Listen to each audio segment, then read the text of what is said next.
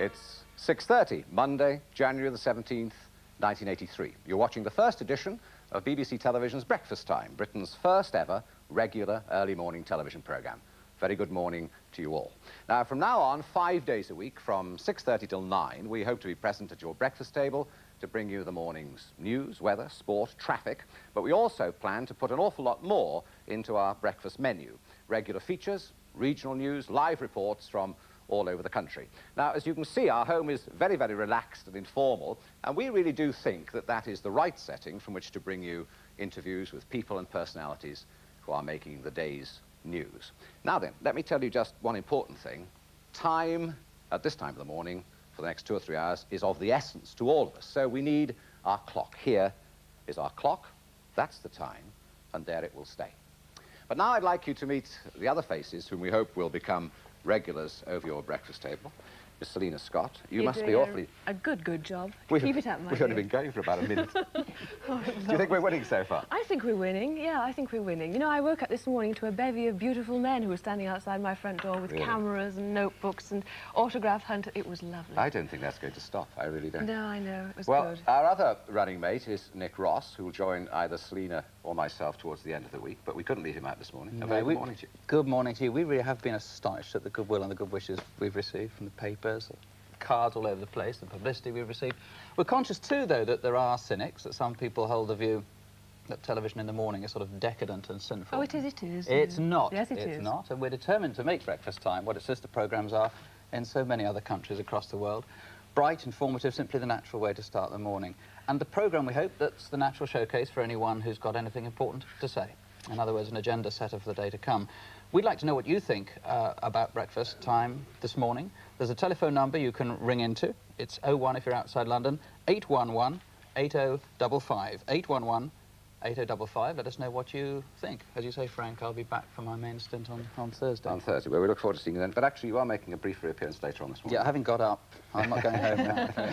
Fine, our guests are very important to us, and I'd now like you to meet two of our guests this morning, and they'll be with us throughout the show. Now, Jane Pauley is here. Jane is one of the main presenters of the Americans' longest-running breakfast programme. It's NBC's Today Show, which actually celebrated its 31st birthday last Friday. Jane, you must have wondered why we've been all this time following you along. 30. I don't look that old, do I? You look even lovelier in real life, I can tell you, after a boozy celebration of your birthday than on the box. I say good morning. When I bring greetings from the land, it's still yesterday where I come from. Fine. We'll be talking to you later on. And next, an absolute delight to be joined on this first day by Sir Harry Seacombe.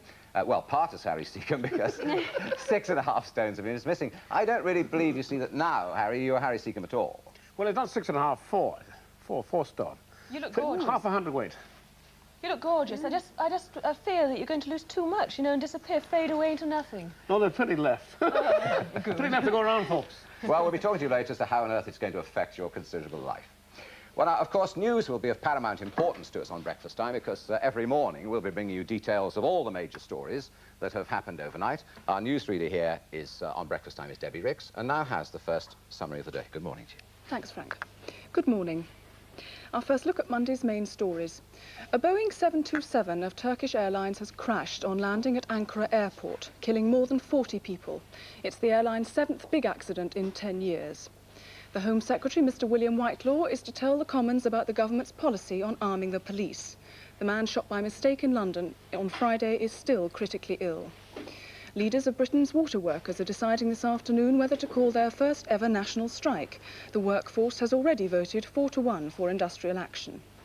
Alex Kitson of the transport workers has been to Spain to try to persuade unions there to stop the new Vauxhall Nova from coming to Britain, but it's not clear so far whether he's got their backing.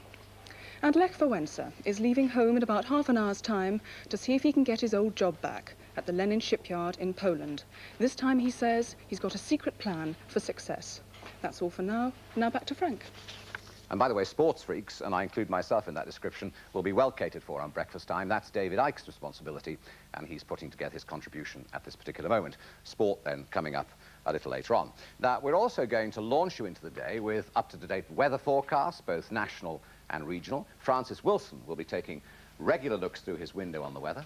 Hello, good morning. Good morning, What's Frank. the view like this morning? Well, it's rather gloomy, rather monotonous. I'm afraid I don't have much of a good tale to start with. It's a rather cloudy day everywhere. What we can do is have a look through this window on the weather at the satellite sequence to start with, and then I'll show you what I mean. The satellite is about 22,000 miles out in space, and it has to be that far to go around the Earth once a day, as we go around once a day, relative to us it's stationary, which is very good, because then the land will stay still, and so will the sea. But the only thing that will move is the atmosphere, and of course that's exactly what we want to look at, the atmosphere in motion, because that's what the weather is. And you can see our trouble on this close-up. There's cloud basically everywhere. But if you look at the grayscale now, remember we're looking in the infrared, the heat radiation, the dull, the grey, that's the warmest cloud, the lowest cloud, the less significant. The brightest cloud is the coldest cloud, which is the more significant, the deeper with the heavy weather. So from that, let's go on to a forecast for today and start with 9 o'clock this morning. And at 9 o'clock this morning, a heavy band of cloud across the north of Scotland and cloud over England breaking, but cloud in the West Country, rather pervasive. It's not a very nice day in Scotland at all, I have to tell you. It's going to rain all day in the north of Scotland and the west of Scotland, and the wind will get up and up and up, and eventually there'll be gales, and then they'll end up with snow. But as time goes by, that belt of cloud will move slowly southeastwards. So by midday, the belt of cloud over the north of Scotland heading southeastwards, and shafts of wintry sunshine over England, but a rather dull day in the West Country. And that's our first look at the weather. And we'll get more from Francis on the weather later on. Now, in the last few days, as Nick Ross was telling you, letters and telegrams have been pouring into our offices here, wishing us luck with breakfast time. And we'd like to thank everyone who's written to us. But one group of people are particularly interested in our progress. They're the presenters and the producers of all the other breakfast programs around the world. Programs which every day reach audiences from Oklahoma to Osaka. And this may be the first regular breakfast television service in Europe, but most of them have been broadcasting for many years, and they were all determined to be the first to say hello.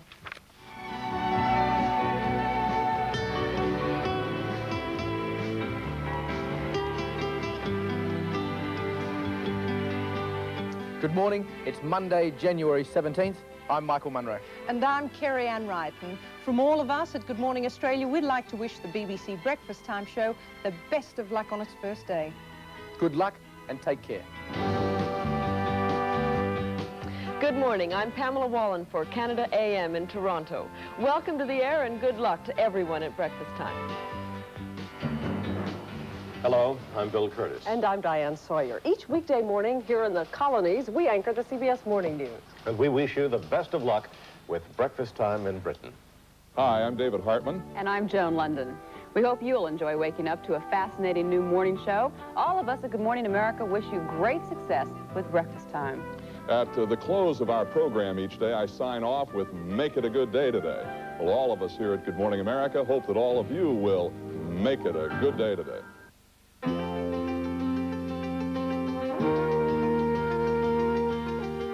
各位早晨，呢度係香港無線電視。 Hello, heartiest congratulations to BBC Breakfast Time from Hong Kong TVB's Good Morning Hong Kong show.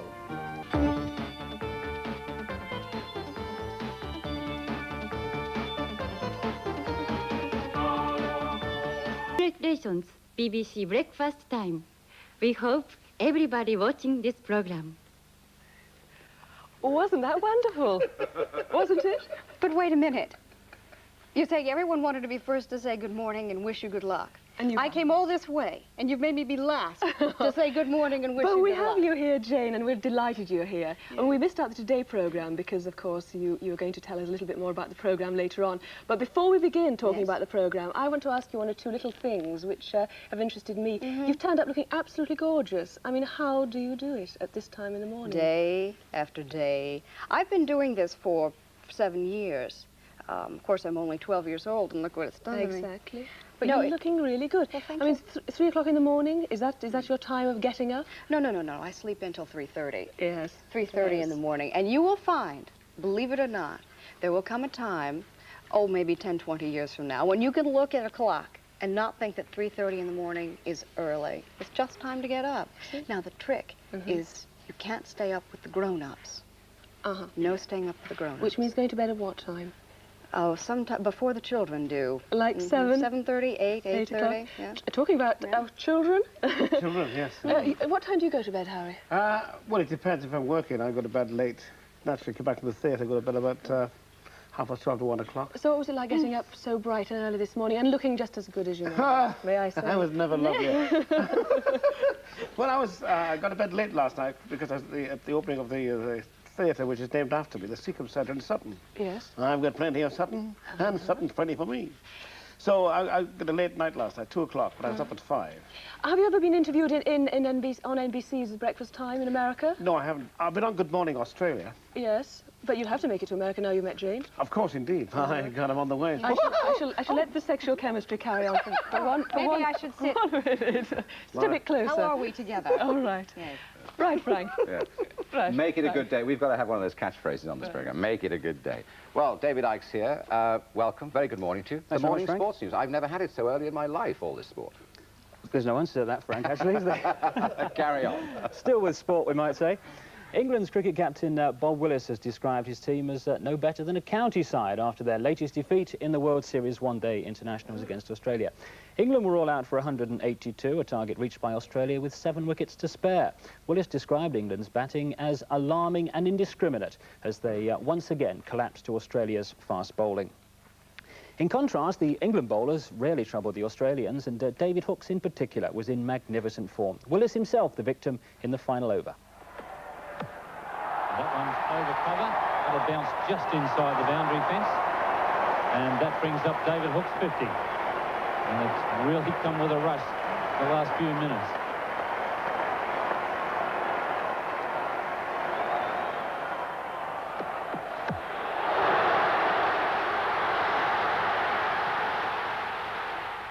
Dear oh dear. In all, 22 came off that final over, and David Hooks, quite rightly, man of the match. Britain's King's Cup tennis team are a step nearer the final playoffs in Stockholm in a fortnight after Buster Mottram led them to a convincing 3-0 victory over Austria in Cardiff, along with Andrew Jarrett and Jeremy Bates. And Steve Davis will be a much-relieved man this morning. He ended what for him has been a rather lean run by winning the Larder Snooker Classic in Warrington. Davis, the former world champion, beat the Canadian Bill Werbeniuk by 9 frames to 5 in the final last night. Werbeniuk, who was playing in his first major final, showed moments of brilliance, but Davis a good winner. Well, now, every morning around this time, we'll be looking ahead to the day's racing, the information for which is supplied to us by Richard Pittman of the BBC's racing team.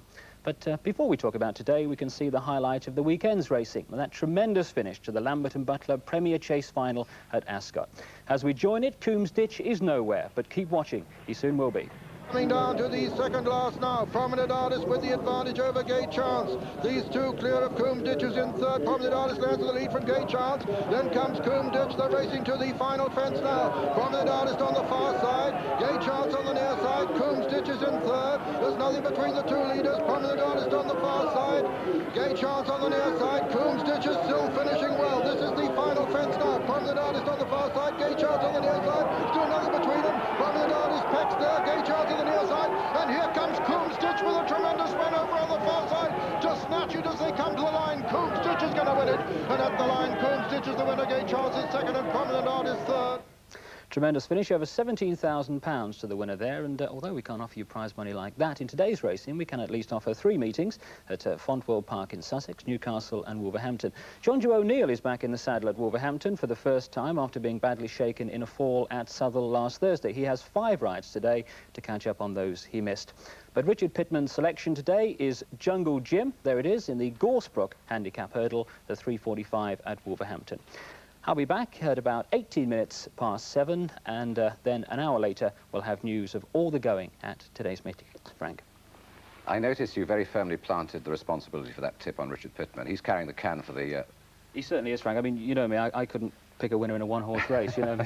Well, Terry Wogan actually had the audacity to write a book entitled Wogan's Winners. I hope we're not going to be like that, but we will be doing a count for you.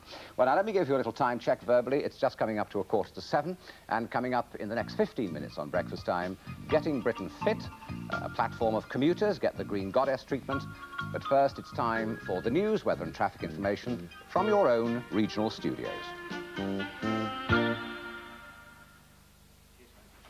And now for the main stories from the southeast.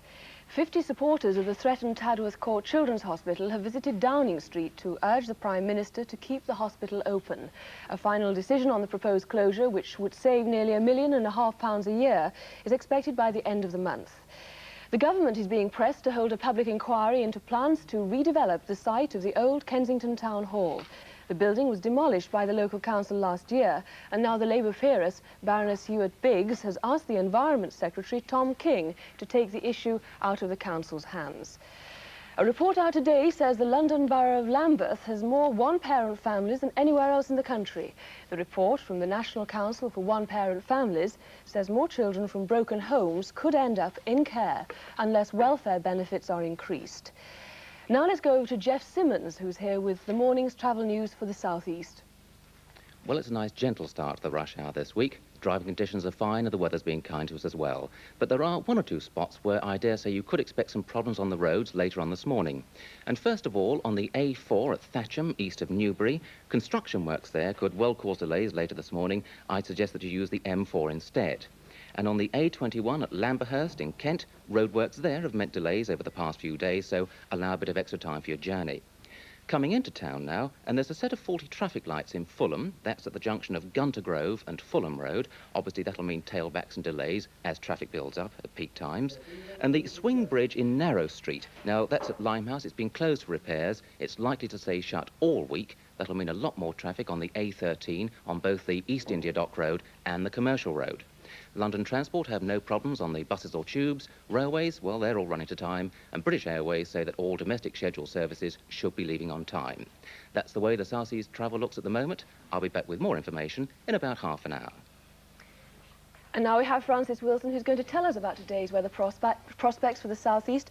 Francis, what's it like outside? I actually didn't get much chance to find out when I got out this morning. Cold or what? Well, it's a no-problem morning. That's probably why you didn't notice it. We're sitting under a blanket of cloud that has some chinks in it. I think we'll see glimpses of the sun, you know, shafts of wintry sunlight. It'll be all right for us. We've got the best of the weather, actually, in Britain, in the southeast corner. The wind is from the west, from the northwest. It often happens like that, and it's mild. Lovely. Well, now as the rest of the country joins us, let's take a look at this morning's national headlines.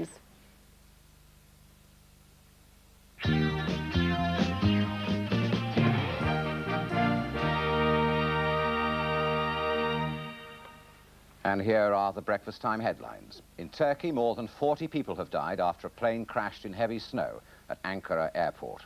The Home Secretary is to make a statement in the Commons later today about the accidental shooting of a man by London police on Friday. Leaders of Britain's water workers' unions will decide today on whether to call the first ever national strike in the industry. And in Poland, Lech Wałęsa is again reporting to the Gdansk shipyard in the hope that he will be allowed to work. The breakfast time now is 10 minutes, coming up to 10 minutes to 7. Now, the shooting by police of the wrong man in London last Friday night has sparked a storm of protest, and there will be a statement from the Home Secretary later today. We have reporter Guy Mitchellmore at New Scotland Yard this morning. Good morning, Guy. Good morning, Selina. Well, while Stephen Waldorf is fighting for his life in St Stephen's Hospital, Fulham, so the political and internal battles here at Scotland Yard are just beginning. As more and more facts become clear about what really did happen last Friday, so more and more questions demand answers. All weekend, police officers at the very highest level have been trying to find out what went wrong. Well, joining me this morning is Chester Stern, the crime correspondent from the Mail on Sunday. Now, we're led to believe, Chester, that Scotland Yard have very strict rules and regulations regarding the issue and use of firearms. So how can something like this happen? That's the most difficult question to answer. It's almost inexplicable. Clearly, there has been a very flagrant breach of the rules governing the use of firearms. The whole philosophy behind police use of firearms, of course, is defensive. And clearly what happened in the street in Pembroke Road was not defensive. Who was responsible for the organisation of the operation? That's something which will emerge when we see the final report. It's not quite clear, but it seems that it was a detective superintendent who was in charge of the hunt for the wanted man, David Martin, who issued those orders. We've heard the name C11 bandied about. Who are C11? C11 are a fairly secretive organisation. They really are an intelligence gathering unit. It surprises me that apparently some of them were armed, because they are not normally armed. They're really trying to gather intelligence, and they're not an operational unit in that sense. So they're watchers rather than takers? Yes, they certainly are. What sort of changes do you think we can expect here at Scotland Yard then? I would imagine that the level at which permission for the issue of firearms is given will be raised from inspector to a much more senior officer. We may see moves to have the specialist marksmen, the D11 officers, used almost exclusively on operations of this kind, I would have thought. There have been calls for publication of the rules and regulations regarding the use of firearms. Do you think we're going to have a more public, open-handed approach to this? I'm sure there will be. Of course, they haven't been secret. They are fairly well known, and fortunately these sort of occasions don't occur very often, and that's why we haven't seen so much publicity about it in the past. Fortunately indeed. Chester, thank you very much indeed. And obviously that's a story we'll be returning to a little later on in the programme. Now, as you may have read by now, this is obviously the programme for you if you want to stay as trim as you can, because every day the Green Goddess, Diana Moran is her name, and you've probably seen her in the newspapers all this week, she's going to be here to keep our viewers in shape, and each week she'll be taking on different groups of people, from pensioners to pilots, showing them exercises tailored to their needs. Not here in the studio, I hasten to add. In fact, we start at Waterloo Station in London with some pretty out-of-condition commuters. And by the way, if you're wondering why so special and why called the Green Goddess, just have a look at this. And bear in mind, Diana is 43 years old. She has 2 grown-up sons. Here we go.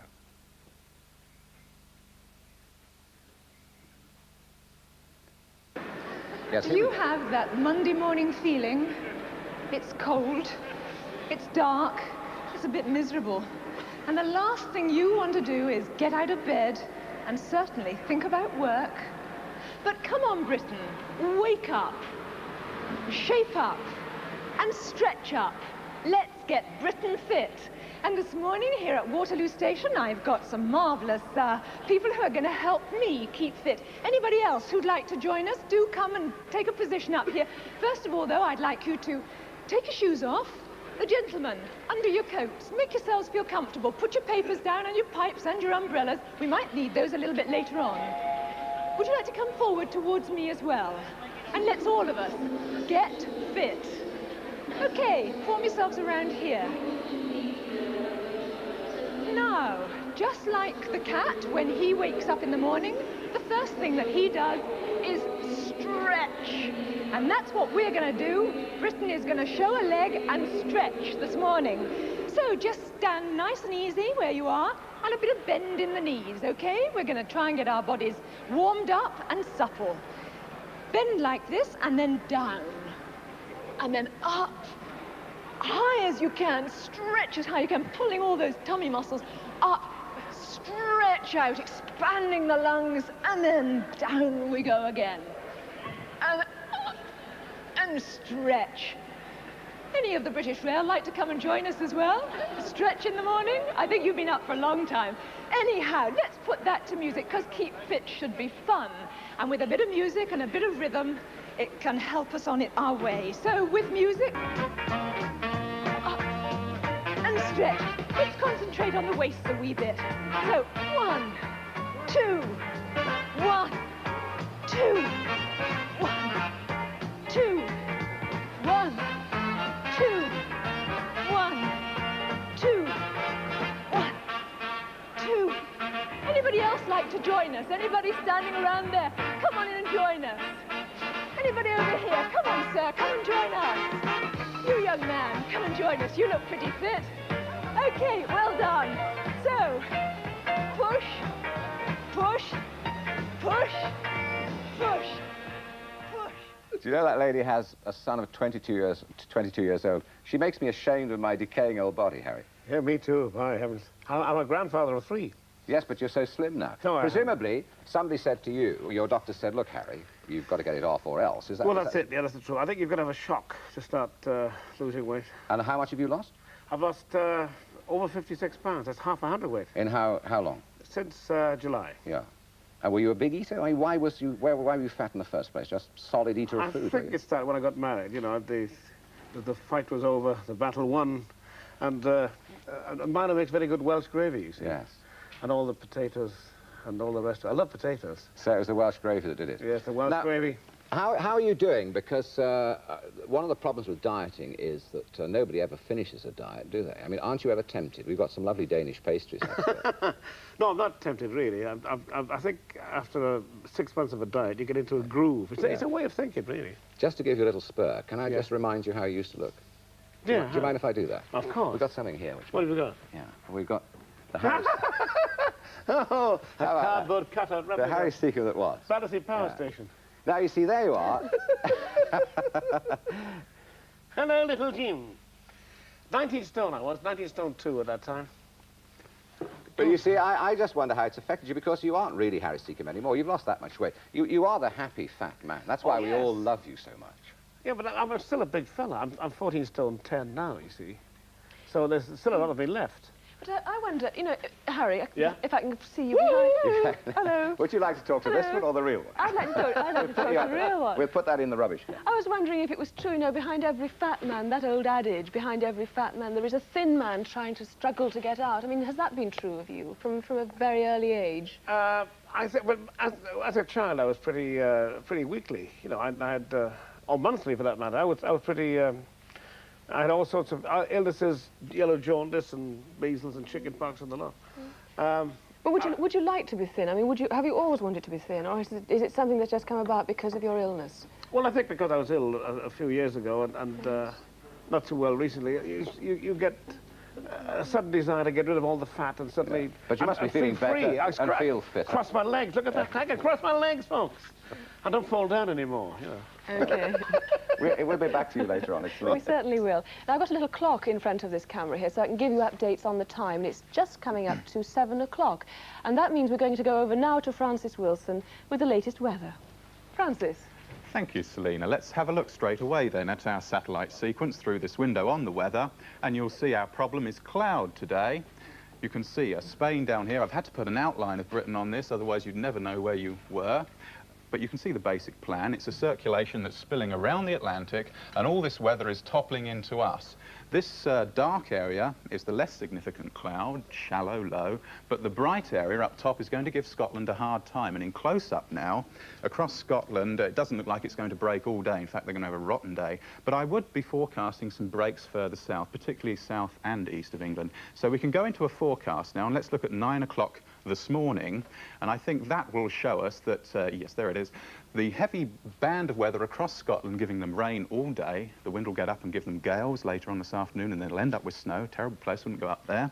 And by midday, that band of rain will have moved towards the borders, but over much of England, especially in the east, there'll be those shafts of wintry sunlight as the cloud breaks well. I think out in the west, it's going to remain a rather sunless day with a lot of cloud about and drizzle all up these coasts.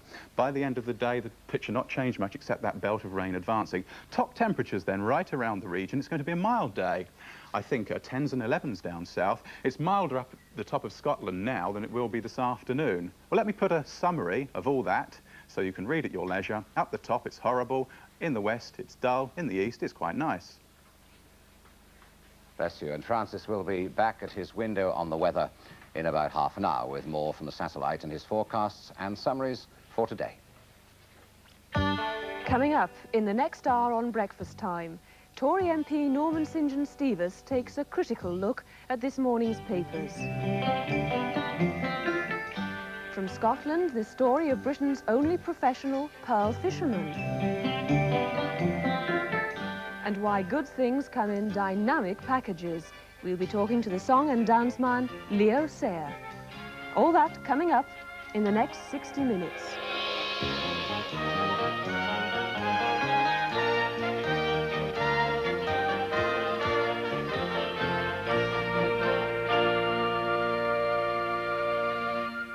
Good morning to you. It's now 7 o'clock. You're watching Breakfast Time. It's the first edition of the first regular breakfast television programme in Europe. We've now been on the air for half an hour, and we'll be here till 9 with our guests, our features, and stories from around Britain and the world. You're very, very welcome. But now it's time for our first on-the-hour news bulletin, read by Debbie Rix. Good morning. And the main news stories this morning. A Turkish Airlines Boeing 727 has crashed at Ankara Airport, killing more than 40 people. The Home Secretary is making a statement in the Commons this afternoon about the police ambush which went wrong. and leaders of Britain's water workers are deciding whether to call their first ever national strike. And first, that airliner crash near the Turkish capital Ankara. 46 of the 67 passengers and crew were killed, the rest seriously injured. It's understood at least 2 of the dead were British, one a NATO officer named as Lieutenant Colonel Peter Andrews.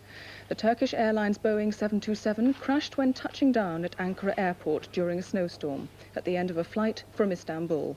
David Bartshard reports from Ankara.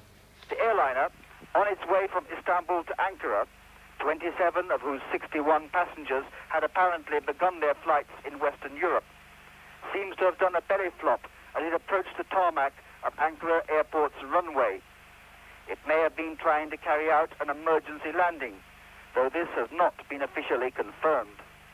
Observers present say the plane's body broke into 3 parts, and that the central section immediately went up in flames, causing an explosion which threw the wings nearly 500 yards. This is the 7th big crash involving Turkish Airlines in 10 years. In 1974, about 350 people, 200 of them British, died when a DC-10 went down near Paris on an Istanbul to London flight.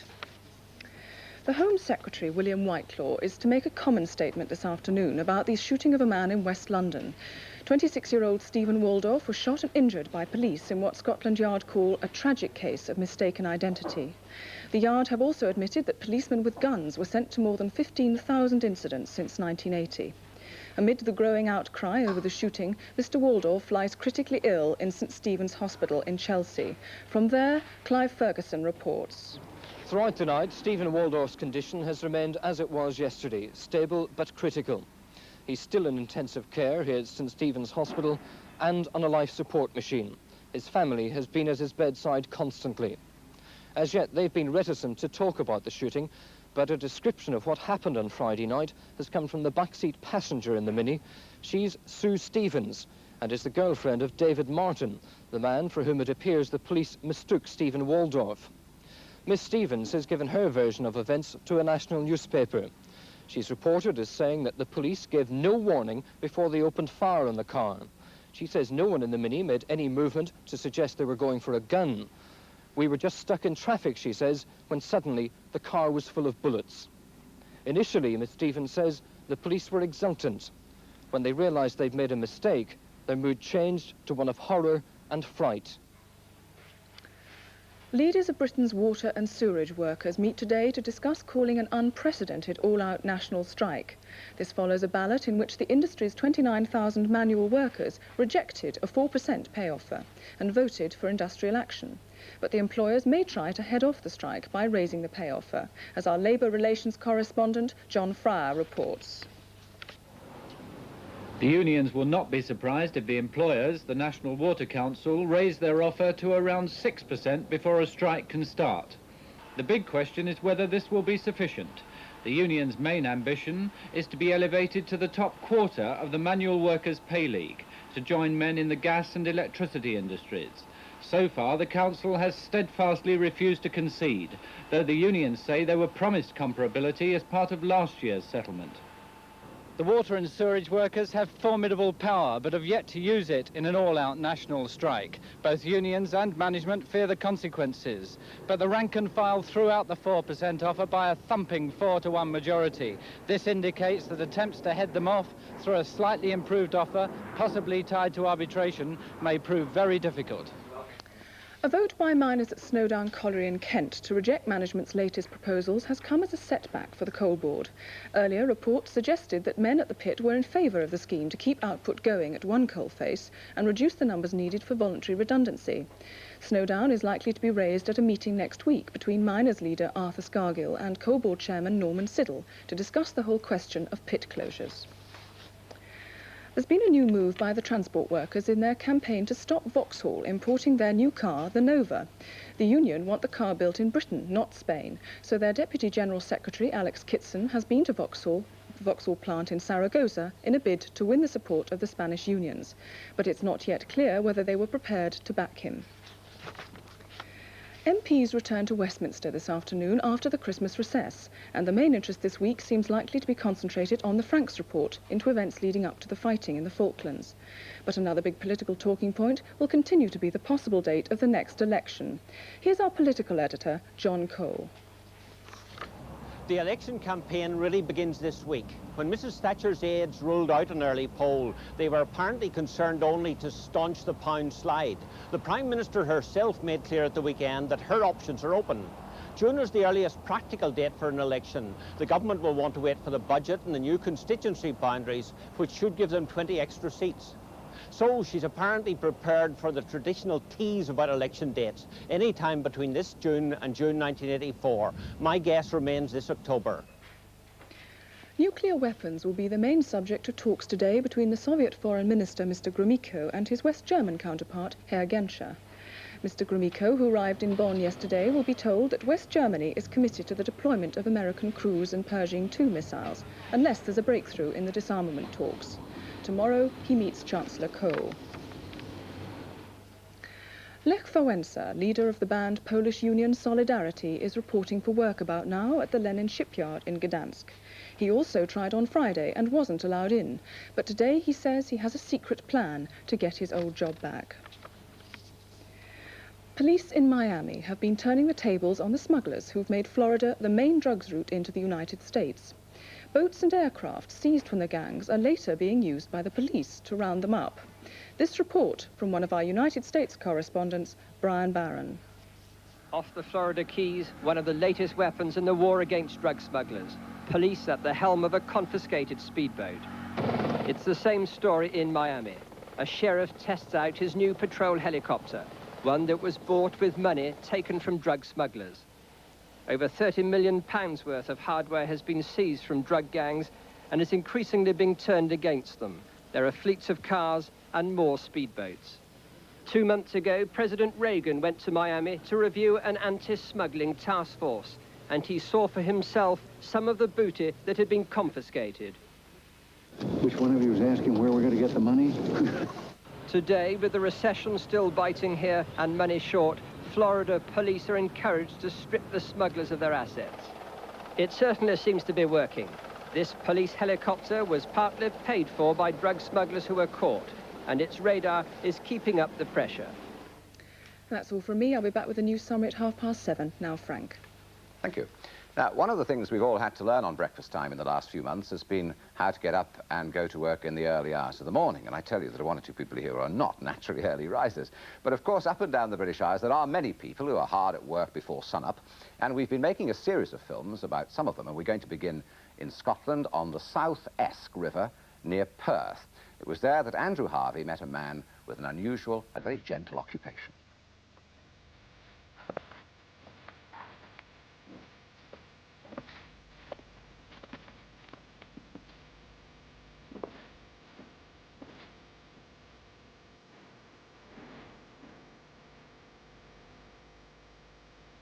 Bill Abernethy's journey to work starts well before dawn, but while other commuters are racing to catch their train or bus, what he's hoping to catch is far more exotic.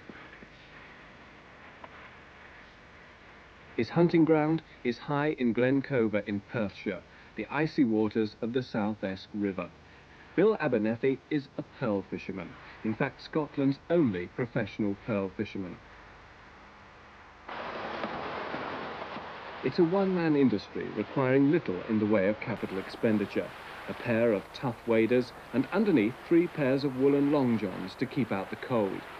The tools of his trade are just as simple, a glass-bottomed bucket to give a clear view into the water and a cleft stick to pluck the oysters and perhaps a pearl from the riverbed.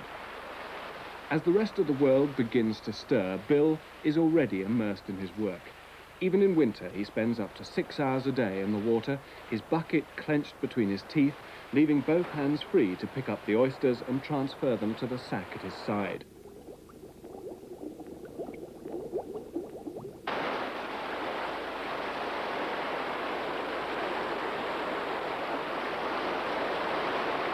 The tradition of pearl fishing has been in his family for nearly a century. Bill was just 8 years old when his father began to teach him. Now he makes a comfortable living from the most uncomfortable conditions.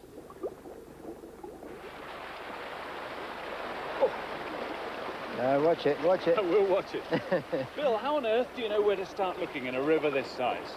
Well, this is a good pearl river, and there's pearl shells in most of it, unless where it's too rocky and dry for them. But otherwise, there's shells like almost everywhere in it. But do you know any special places because of your experience? Oh, definitely. Oh, there's special. There's certain things you look for in the bed of the river for the shells, but like I'm not just going to divulge these. That's a secret, is it? It is.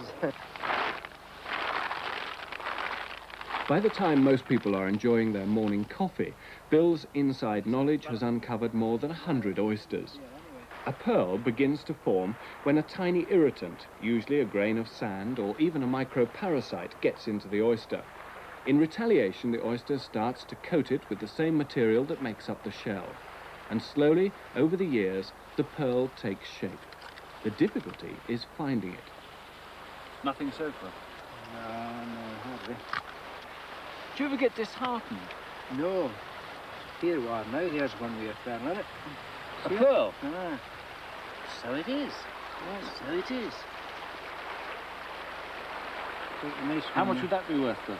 Oh, it's worth about £7 or £8, that one. And what do you do with that now? Put it in my mouth. Put it in your mouth? Ah, for safety's keeping, until I sell it to the jeweler, like. Every few weeks, Bill turns his hard work into hard cash in the main street of Perth. Alistair Cairncross's jewellery business was established even before the Abernethy family started pearl fishing. Hello, Bill. Nice to see you. You've got something for us this time? Now he relies on Bill for a regular supply of the gems that, in his words, have a lovely, untouched quality with a soft bloom. Oh, that's very nice, Bill. What do you think, about 11 grain then? Maybe not quite as much there, nearer 10.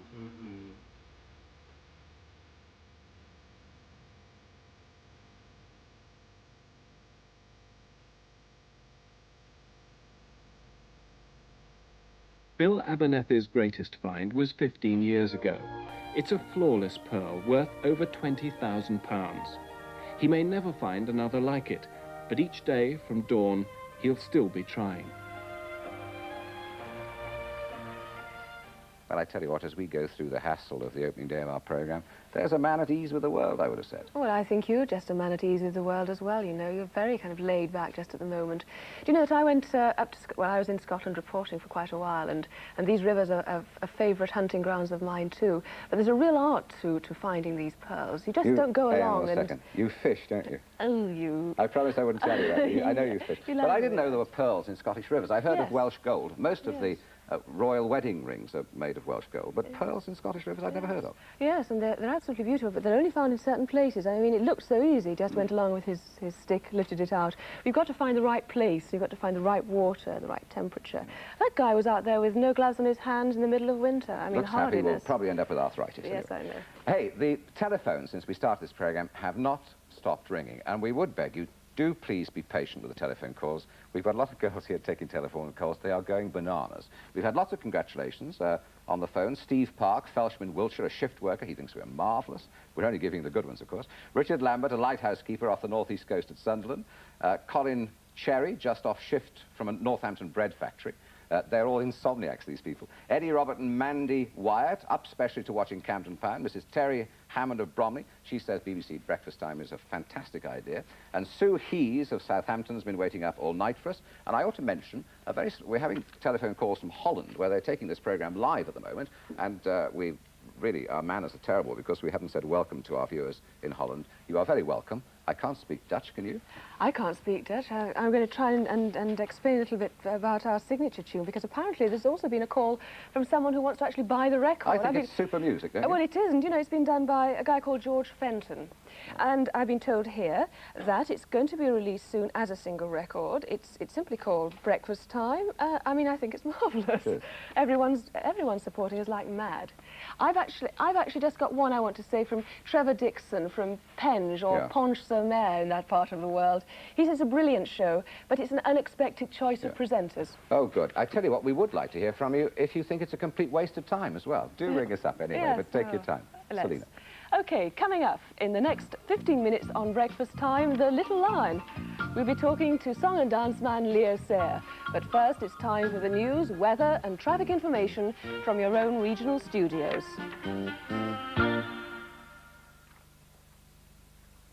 And now for the main news stories from the southeast.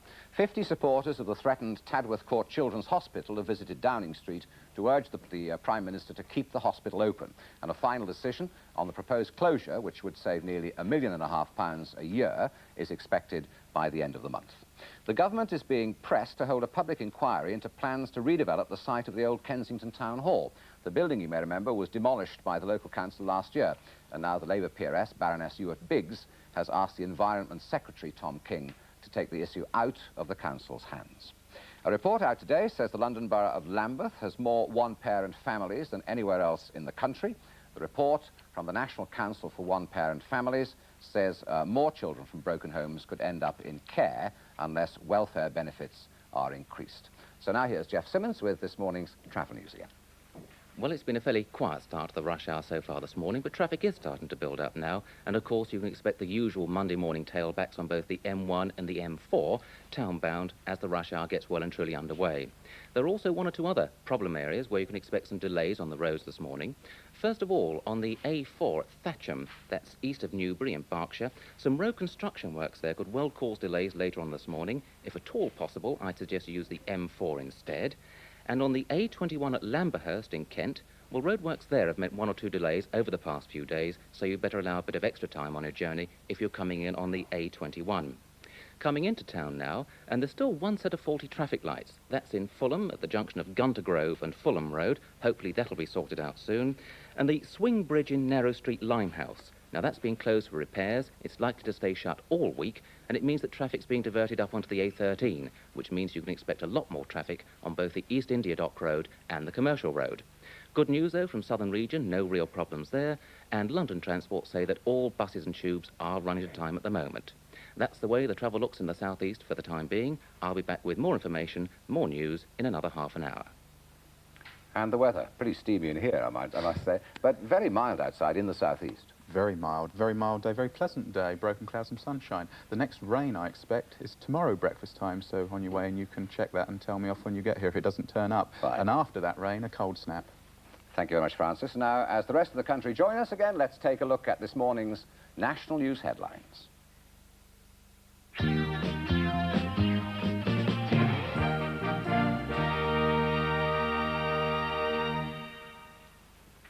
The breakfast time headlines. In Turkey, more than 40 people have died after a plane crashed in heavy snow at Ankara airport.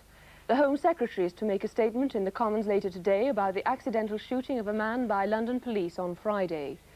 Leaders of Britain's water workers' unions will decide today on whether to call the first ever national strike in the industry.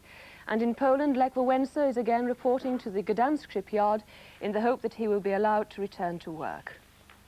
Good morning, it's breakfast time, it's January the 17th, and the time is coming up to 20 minutes past 7. Let's go over now to David Icke for all the news on the tennis.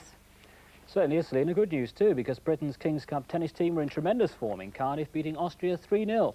Buster Mottram was the main reason for that. He won his singles match with considerable comfort, 6-1, 6-2, and then teamed up with Andrew Jarrett to win the doubles. Jeremy Bates was Britain's other winner. Again, he won his singles match in straight sets. Steve Davis has won the Larder Snooker Classic at Warrington, and he'll be a very relieved man about that after what for him has been a rather lean spell recently. Davis, the former world champion, beat the Canadian Bill Werbeniuk by 9 frames to 5 in the final last night.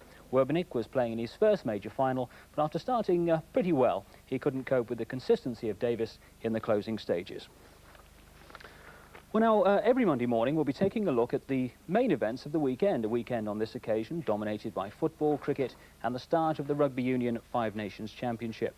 Now, Ireland went to Murrayfield at the start of their defence of the Triple Crown, looking to Ollie Campbell to give a repeat. It was the French who travelled well. They scored 3 tries to beat England 19-15. Martinez, 1-0, that's Rodriguez, you can see the big man out to Comberavero. Brilliant move along the line there, out to the wing, and that's a marvellous try for Esteve.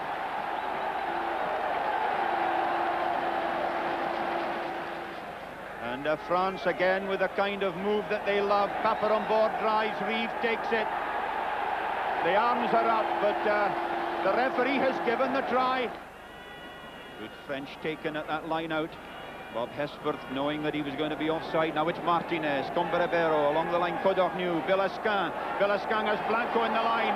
Blanco with that great pace, Sella, a superb pickup. Sella going for the corner, a tackle by Swift, but the ball is down and the try has been scored.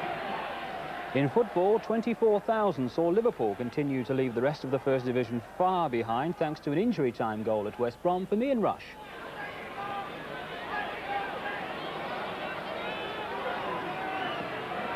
Into Johnston. May run for Souness. Hodgson. Rush is hovering inside the area, and he's there. And Ian Rush. And that's Liverpool. They don't mind if they score in the first game or the last. David Gower scored a magnificent 158 to give England's cricketers victory over New Zealand on Saturday, their first in the one-day series.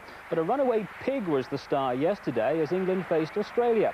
The pig was apparently a comment about Botham and Eddie Hemmings, but England's problems were not porkers, but Yorkers. Lawson to Randall. But Derek Randall isn't. He's given himself a bit of room. England all out for 182, a target reached by Australia with 7 wickets to spare. David Hooks was unstoppable.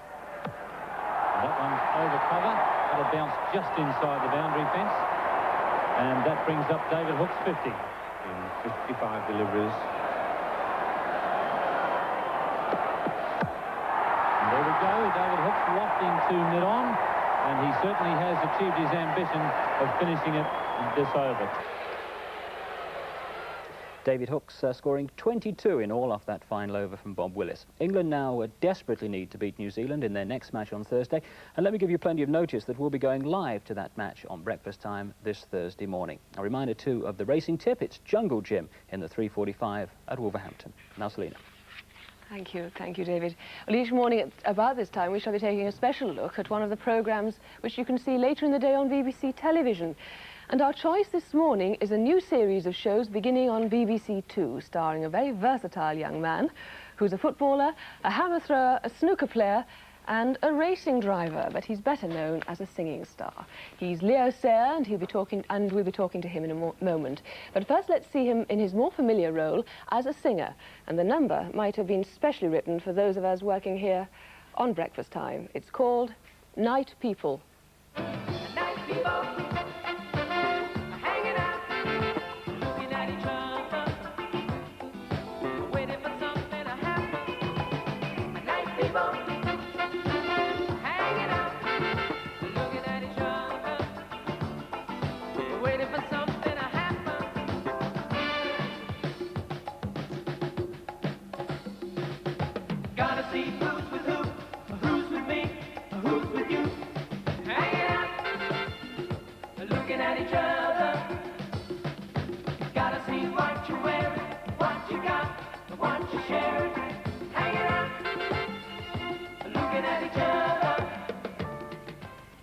I had no idea you were a super dancer too.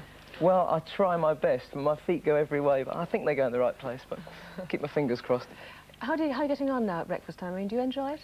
This is wonderful. This is the first time for years I've been up this time in the morning, and it's amazing. And I must congratulate you all at the way you're coping. It's absolutely fantastic. Beautiful presentation and a great-looking show. Oh, thank you. I'm sure Frank feels the same way. Don't you? Oh, I do. We got some good people here, I tell you. Oh, it's wonderful, and I think it's very nice for the British public because it's very informative and very new and very sparkling. I've seen this a lot in America, and it really works fantastically. Can I just fit in one thing since you brought me to the conversation? One or two people have written in, and I've got a stack of things here saying they're thinking I'm smoking. Well, I'm not smoking. This is coffee. There's coffee steam coming up. Yeah. Anybody gets a cup of coffee here, they want. Now Leo's going to start his own show tonight, which is really rather like this one. It's full of zap, and informative, and you're doing all kinds of different things. I want to know why you're doing that, because you're such a good singer. Why bother trying to be a hammer thrower, a snooker player, all these things? To entertain, basically. I think that the days are gone when, a singer is just going to go up and do sort of 10 numbers as a show. And I felt this time, this was my second opportunity to do a series, and I thought I'd do something different, you know, and we do a little in-concert spot with me and my band at the end of the show, and we've got sports guests all the way through the show, where I'm going to try and do something with the sports guests. Yes, I was going to say, because you've been quoted saying, I try not to take myself too seriously, and this clip that we're about to show, I think bears that out to an absolute great degree. If you just hang on, you'll see it on this monitor here. Right. Head right and there.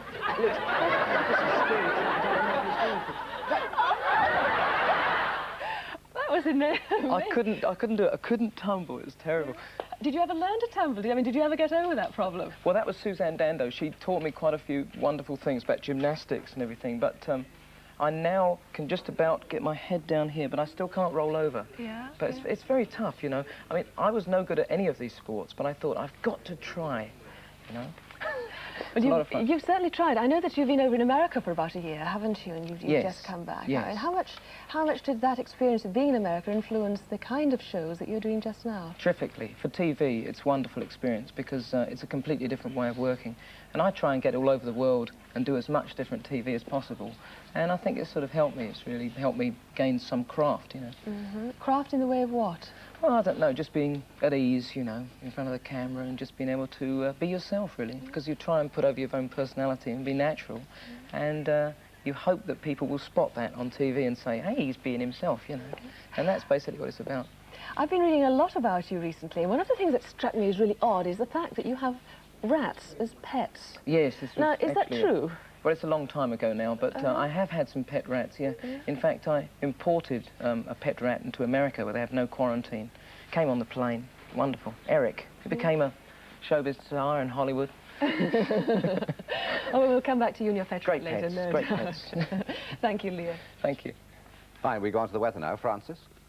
Sun up, sky is blue, not a cloud to spoil the view. If only that were true. Let's have a look through this window on the weather and look at our satellite sequence, and you see it's completely the opposite.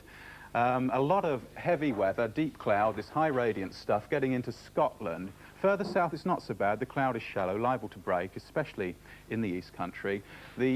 The images are once an hour, stack them up electronically, and then flick through them like a deck of cards, and you get that kind of effect. This is the close-up, and you can see the problem over the country, cloud more or less everywhere. We just see the Channel blue there and the Bay of Biscay at the bottom, but basically the top of the country having a worse time than the bottom. So the forecast for 9 o'clock this morning, we start with a belt of cloud across the top of Scotland, horrible day up there, raining most of the day, then a gale, then it'll end up snowing, and that rain moving slowly southeastwards.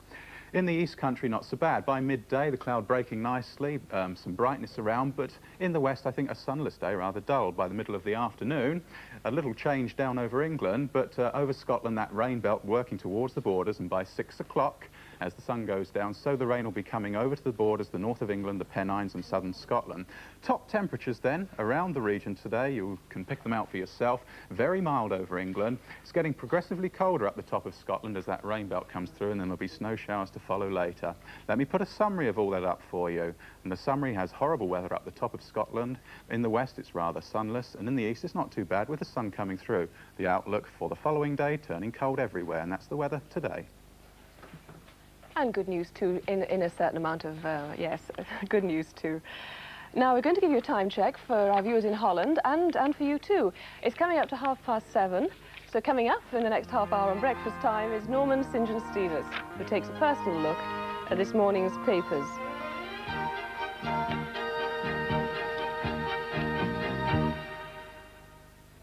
And now for a summary of the breakfast time news. A Turkish airliner has crashed on landing at Ankara airport, killing 46 people. It's thought 2 were British, 1 a NATO officer. 21 others were badly hurt. The Boeing 727 was touching down in a snowstorm after a 40-minute flight from Istanbul, when it burst into flames and broke up. The Home Secretary, Mr. Whitelaw, will make a statement in the Commons this afternoon about the accidental shooting by police of a man in West London. Stephen Waldorf was badly injured in what Scotland Yard call a tragic case of mistaken identity. Police have made a public apology for the shooting, which occurred when they were hunting an escaped prisoner, David Martin. 3 officers have been suspended after the incident. The wounded man is still critically ill in hospital. Leaders of Britain's sewerage workers Britain's water and sewerage workers will meet today to discuss calling an unprecedented national strike. Their meeting follows a ballot in which the industry's manual workers rejected a 4% pay offer and voted for industrial action. But the employers may now try to head off the strike by raising their pay offer. A vote at Snowdown Colliery in Kent to reject management's latest proposals has come as a disappointment to the Coal Board. Earlier reports indicated a majority of men were in favour of the scheme to keep production going at one face and reduce the numbers needed for voluntary redundancy. Lech Wałęsa, leader of the band Polish union Solidarity, is reporting for work again this morning at the shipyard in Gdansk, although he wasn't allowed in on Friday. But he says he has a secret plan to get his job back. Home Office scientists at Aldermaston will be examining a ball of fire which came down near Reading and set fire to an area of grassland. They'll be considering the possibility that it's part of the nuclear-powered Soviet satellite which broke up in space and is falling to Earth.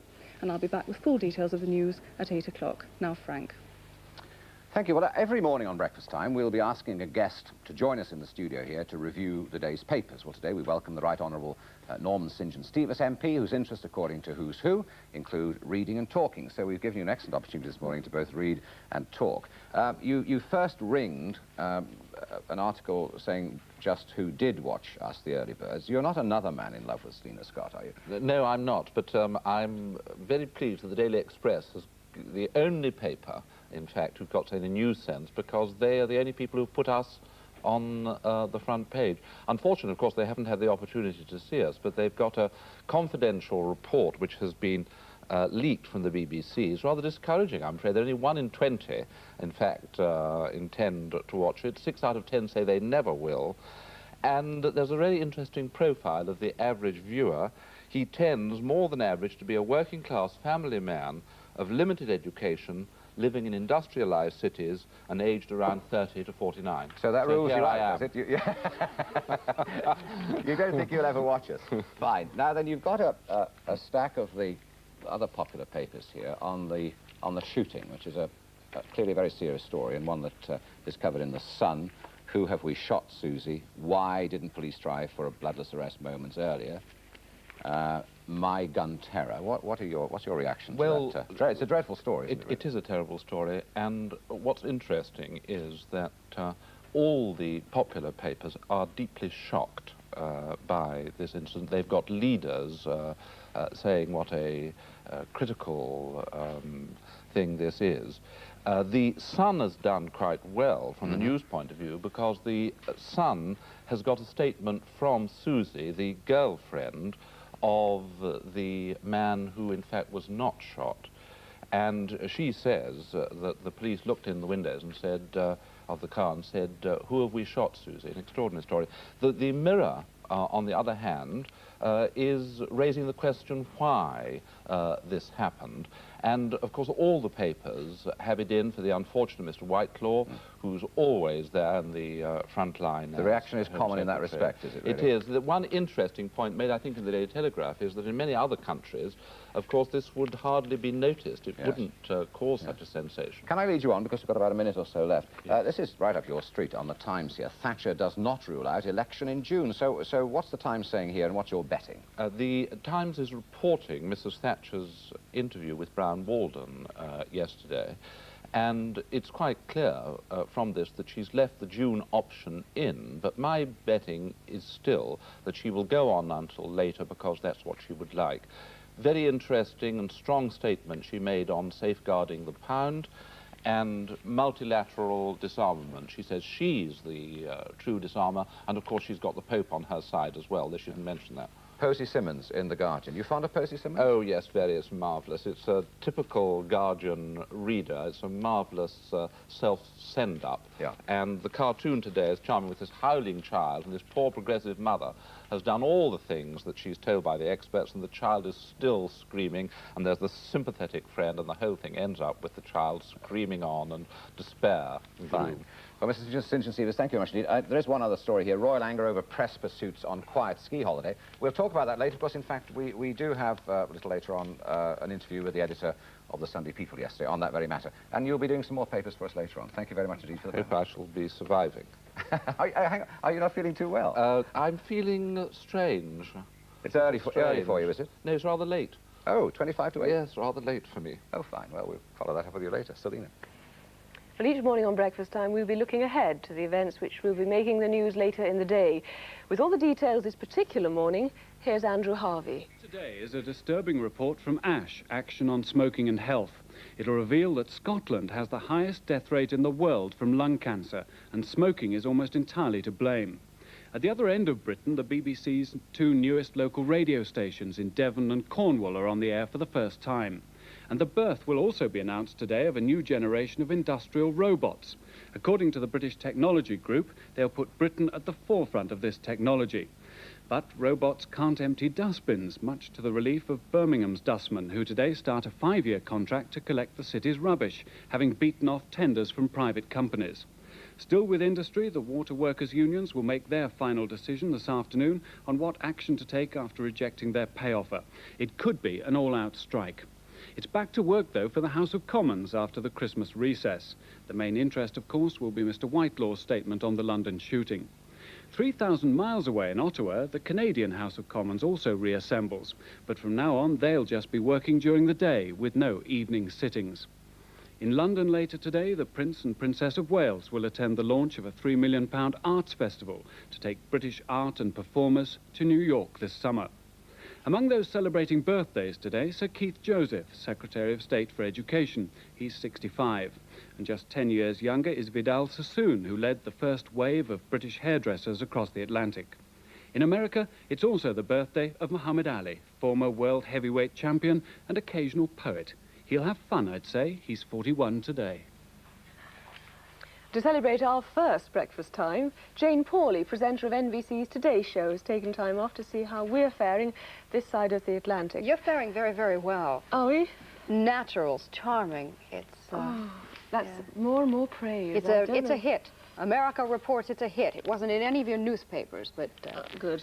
But I'm here to report that. I'm pleased you are. Yeah. I want to ask you about your first week on breakfast time well, not breakfast time, on the Today Show. On the Today NBC. program. Well, I, like you, was no more an early riser than anyone, or at least early rising doesn't sum it up. We get up in the middle of the night.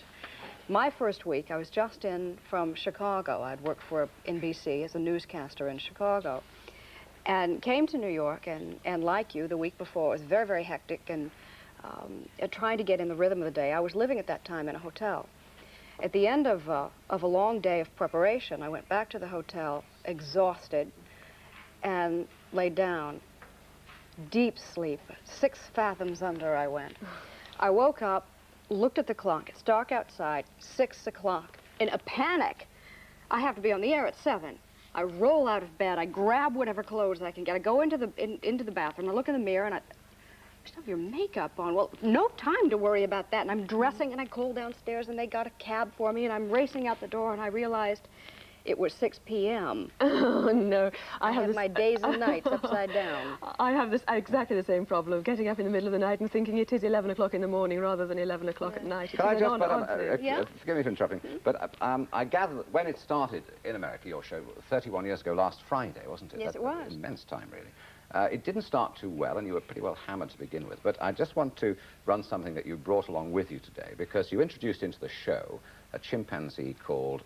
Fred Muggs. J. Fred Muggs. And from then on, you were famous for this very reason. That's a good boy. Come on. Remember this. Jack, I know you'll be interested in this. Come on, Muggsy. That's a good boy. Gee, Dave, I've never been happier about anything. Now that he's got his own desk, he'll leave mine alone. Yes, indeed. It's kind of nice that he's got his own desk. Look out! You got your own desk. Now go away. Well, that's a noble experiment. That's what they kept telling him down in the office. It is amazing. That's what our editor's about to be doing to us, I think, very shortly, although we don't have the desks. You must have worn that thin playing it again. Oh, Lord. J. Fred Muggs was added to the program in the early 50s, a couple, 3 years after the program started, as sort of a comic strip feature, and he was a cute little 10-month-old chimpanzee. Well, 3 or 4 years later, he was a surly, mature monkey, and by the time that monkey left, believe it or not, he was earning $1,200 a week. He went on a world tour or something, didn't he? He went on a world tour, and when he came to Great Britain, he was slapped rather rudely, we thought, into quarantine. Now, some people had speculated it was because when NBC, the Today program, covered the coronation of the Queen with audio reports only, because at that time we didn't have live pictures, apparently J. Fred made some appearances during the audio coverage that may not have been the most tasteful thing. But he didn't last forever, though it was not the high watermark of British broadcasting. The competition did the weather once on an aquarium, the side of an aquarium with a woman swimming around inside it. Fine. Well, if anyone's got a monkey out there, please let us have him. Well, if things don't go too well, we might import a chimpanzee by about Easter.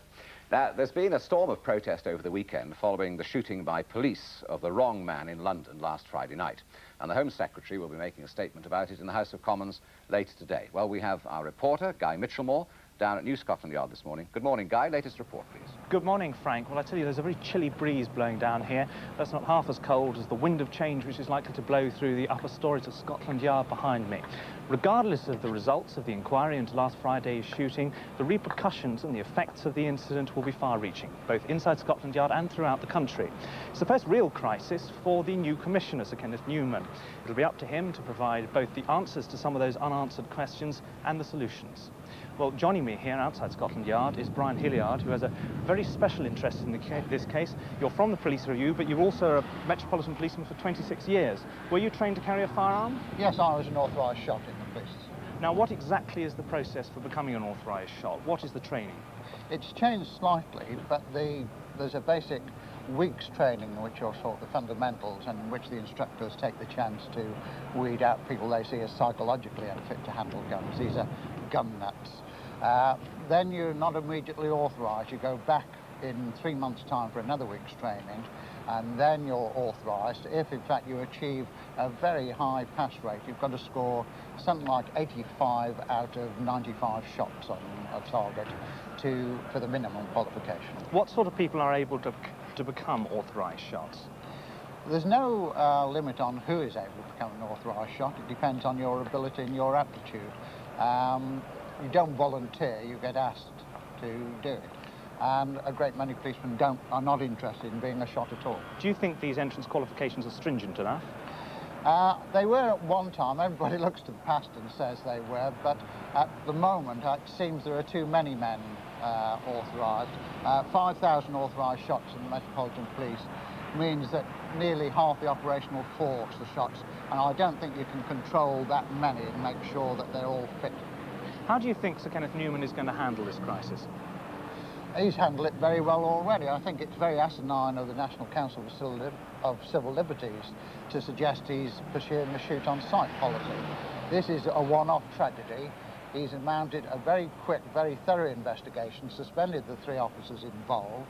The 2 investigating officers have, in fact, taken 70 statements from witnesses for the Home Secretary. But to be fair, the NCCL are also saying that there's far too much secrecy surrounding the use of firearms. Isn't that true? Well, I don't think there is secrecy surrounding the use of firearms. The police will tell you the conditions on which they're drawn. There's only one unit in London, that's the Diplomatic Protection Group, which carry firearms all the time. Some special branch officers have them, but everybody else has to seek permission to use them. Well, there's clearly many more answers to come to these questions. Brian Hilliard, thank you very much indeed for joining us. Obviously a story that will continue. Time, it's coming up to 7:45. You're watching BBC Television's Breakfast Time, our first edition, if you're just joining us. Coming up in the next 15 minutes on Breakfast Time, Princess Di and the Dailies is Fleet Street playing cricket with the skiing royals. First, it's time for the news, weather and traffic information from your own regional studios. And now for the main stories from the southeast. 50 supporters of the threatened Tadworth Court Children's Hospital have visited Downing Street to urge the Prime Minister to keep the hospital open. A final decision on the proposed closure, which would save nearly £1.5 million a year, is expected by the end of the month. The government is being pressed to hold a public inquiry into plans to redevelop the site of the old Kensington Town Hall. The building was demolished by the local council last year, and now the Labour peeress, Baroness Ewart-Biggs, has asked the Environment Secretary, Tom King, to take the issue out of the council's hands. A report out today says the London Borough of Lambeth has more one-parent families than anywhere else in the country. The report from the National Council for One-Parent Families says more children from broken homes could end up in care unless welfare benefits are increased. Well, now let's go over to Jeff Simmons with all this morning's travel news. Well, traffic is starting to build up now, although it is moving fairly freely at the moment. There are one or two trouble spots on the roads, though, where you can expect problems as the morning goes on. First of all, on the A4 at Thatcham in Newbury. Some road construction works there will mean delays, so use the M4 if at all possible. And on the A21 at Lamberhurst in Kent, roadworks there could mean delays later on this morning. Coming into town now, and a road widening scheme at Thames Street in Hampton will mean there will be some local diversion, so keep a watchful eye out for those. And roadworks in Chiswick High Road at the junction of Dukes Avenue will mean delays throughout the day. Now, as far as Southern Region are concerned, there's only one outstanding cancellation, the 744 Shepperton to Waterloo. I know that 744 has in fact actually gone, but of course there will be a knock-on effect as the train would have called along the line. London Transport, well, they've got reduced services on two bus routes this morning, the 28 and the 31. There are reduced services on those two bus routes because of staff shortages. That's the way the travel looks in the southeast at the moment. I'll be back with more details, more information in half an hour. So, Francis, a few problems for commuters. Any problems with the weather for them too? No, that should not give them any problems at all. Very mild day, not a lot happening. The odd glimpse of the sun, rather cloudy day, very mild. Some rain by this time tomorrow at breakfast time, and that rain will herald a much colder snap. I think Wednesday, Thursday, quite cold days, with Scotland getting a good wintry spell, but us just the odd flurry now and again of sleet or snow, and then returning to mild for the weekend. So all in all today is quite a good one. Oh, good news indeed. And now as the rest of the country joins us, let's look again at this morning's national headlines.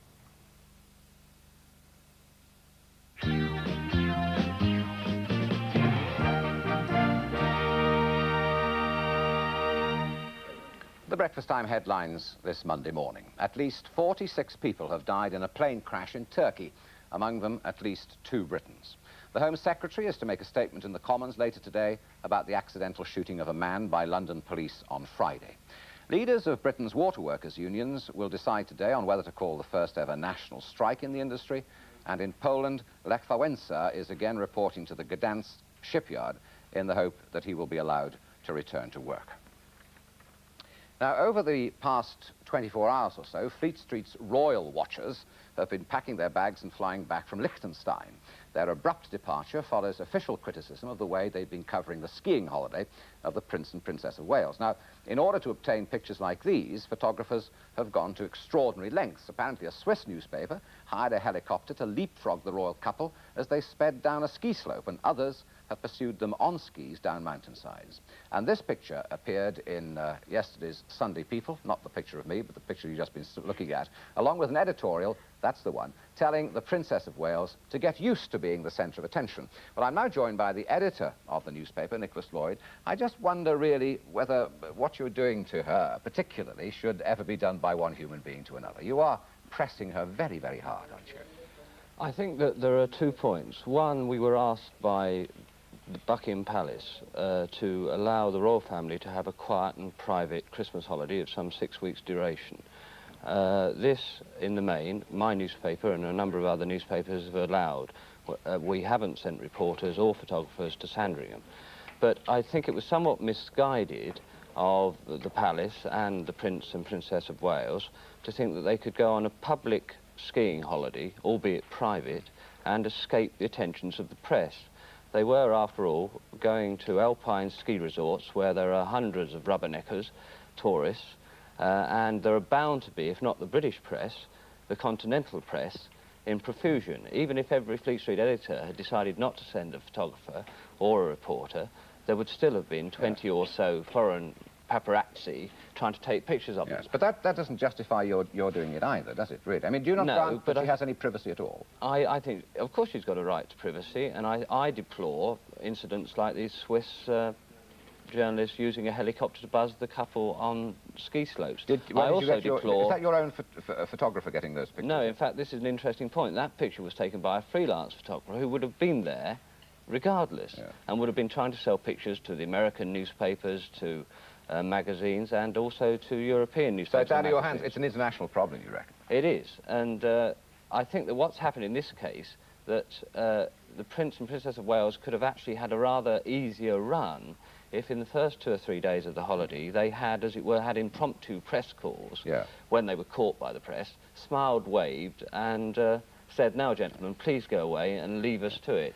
I think the press would have agreed to that. They did strike a small bargain with you, didn't they? They said, you know, we'll have the Prince William photo call and everything, and promised to leave us alone on our holiday. But going to an alpine resort is rather like going, at this time of the year, it's rather like going to Blackpool or Bournemouth in the middle of the summer. OK, so you've got your picture of her skiing. I mean, you said, I think your headline said canoodling on the ski lift. I didn't think they were canoodling, but that's neither here nor there. It was a lovely romantic picture. Yes, indeed. But now you've got that picture. I'm not sure I particularly want to see them skiing. I'm not certain a lot of people want to see them skiing. Now you've got their skiing picture.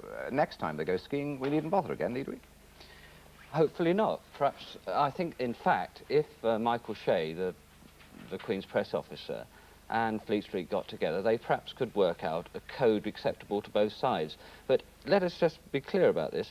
There may have been 10 or a dozen Fleet Street reporters and photographers, but as I say, there are lots of freelancers who make their living by taking pictures of the royals, and there are, of course, all the continental journalists. But what is the picture you're looking for? Is there a picture which would ultimately satisfy you? No, I think that we would have managed, the dailies would have dropped the story after 2 or 3 days. Had they given a press conference? Well, not a press conference, just a minute or so, but Princess Diana, who's shy and only 21, and of course was not a member of the royal family. Exactly. You put your finger right on the problem. Is finding it very difficult to adapt, and I sympathise with her, and I think we all do. I mean, I totally deplore some of the antics which have been got up to in the past. We have royal watches over here by the dozen. Exactly, yes, because Jane Pauley, of course, on NBC knows the fascination that the American public have for the royal family. I mean, you were telling me earlier about the enormous ratings you get. But it's quite true, but in America there's... this young woman is, as she is around the world, rather beloved. And while we report the story, the way the story that you're describing would be reported on our program, a few hours from now, in fact, it will be reported by me in the way that, why are these people hounding this poor woman? What are we? Are we mad dogs or are we news hounds? And there seems to be a fine line that has been crossed. The story is reported in America out of sympathy because she is revered as a rather delicate and rather young. And yet you had Nigel Dempster on one of your breakfast shows making some quite scurrilous remarks about the royal family. Not ours. And what was the reaction? Do you know the reaction of the American public to that kind of expose? Well, let's be perfectly honest. I don't think that the American public is going to take this is not the story that they'll be talking about at lunchtime, where here it clearly would be. But what, you know, we come out of a Watergate history where investigative journalists had a right to get whatever story they could. And overzealously, or not overzealously, but certainly zealously.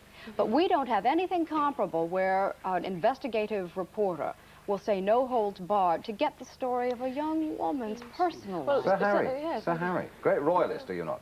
Indeed, yes. What do you think about these photographers, do you? Well, I think it is, it's a lot of strain on somebody as young as that and thrust in the limelight.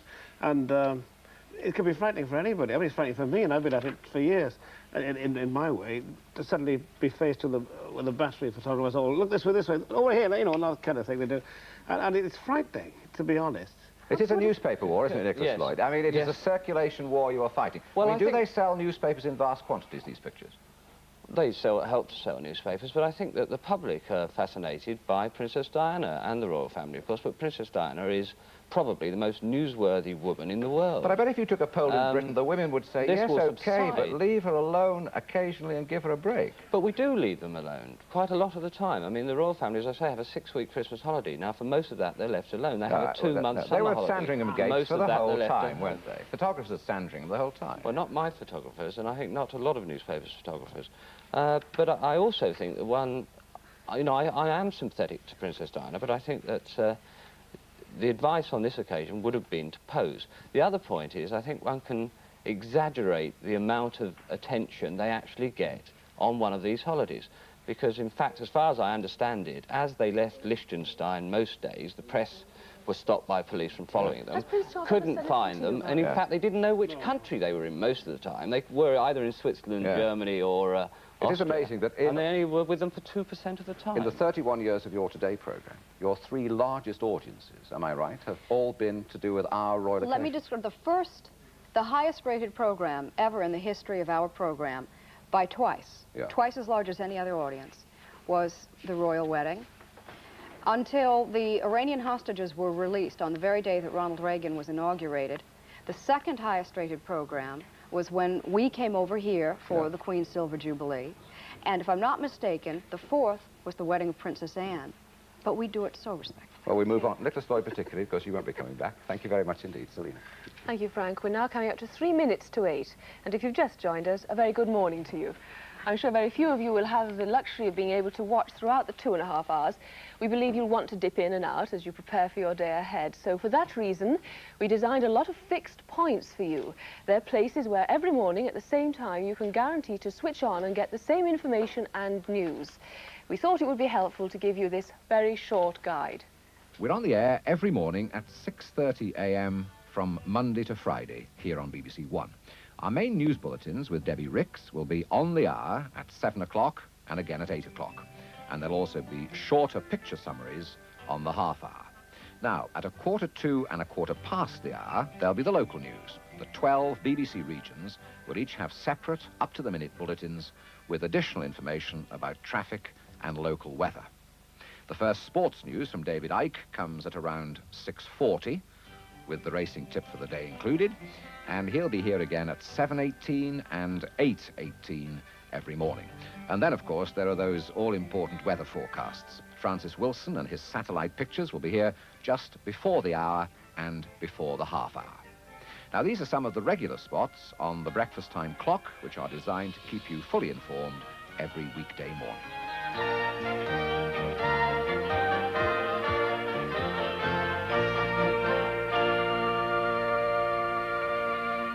Let's start again this morning with the weather. Francis, you haven't mentioned Northern Ireland. Oh, sorry. They're very cross. Rightly so. I am sorry. I do apologise. Northern Ireland, not much going on. Rather gloomy day, rather sunless day, I would say. Let's have a look at the satellite sequence, and you can see why that is. All this cloud spilling into Northern Ireland here. The heaviest weather will be up the top. The only place with problems at the moment, of course, is the far north and west of Scotland, where they're getting this heavy rain band coming in. The rest of us have cloud, fair enough, but it is dry, and it is quite mild in most places. And if we look at that in close-up, you'll see the problem is that it's cloud everywhere, though the cloud to the south of Scotland is quite shallow, or south of Ireland, I should say, as well. Quite shallow and liable to break, and I am forecasting that in central parts and eastern parts it will break. So we can go to a forecast now and think about 9 o'clock this morning, and the heaviest weather up the top left-hand corner over Scotland, marching down, go to midday, and then 3 o'clock, and then 6 o'clock this evening. You'll see how that belt of weather progresses. I think it'll end up raining across Northern Ireland by about mid-afternoon, and that rain will be getting into the borders, North England, the Pennines by the end of the day. And it'll be breakfast time tomorrow before it gets down to here with us. And in the meantime, we'll have quite a nice time of it today. Top temperatures all around the regions. Read them off yourself. It's a mild one. Scotland getting progressively colder. And a summary chart. You can read that yourself. Horrible up the top, dull in the west, bright in the east. He is different, isn't he? Francis will be back at his window on the weather in about half an hour or so with more from the satellite and his forecasts and summaries for today. Coming up in the next hour on Breakfast Time, Michael Foot and Labour's hopes and fears for 1983. Our cook, Glyn Christian, on the secrets of baking bread. And the Breakfast Time gossip column has the inside story of the new man in Yoko Ono's life. All that coming up in the next 60 minutes.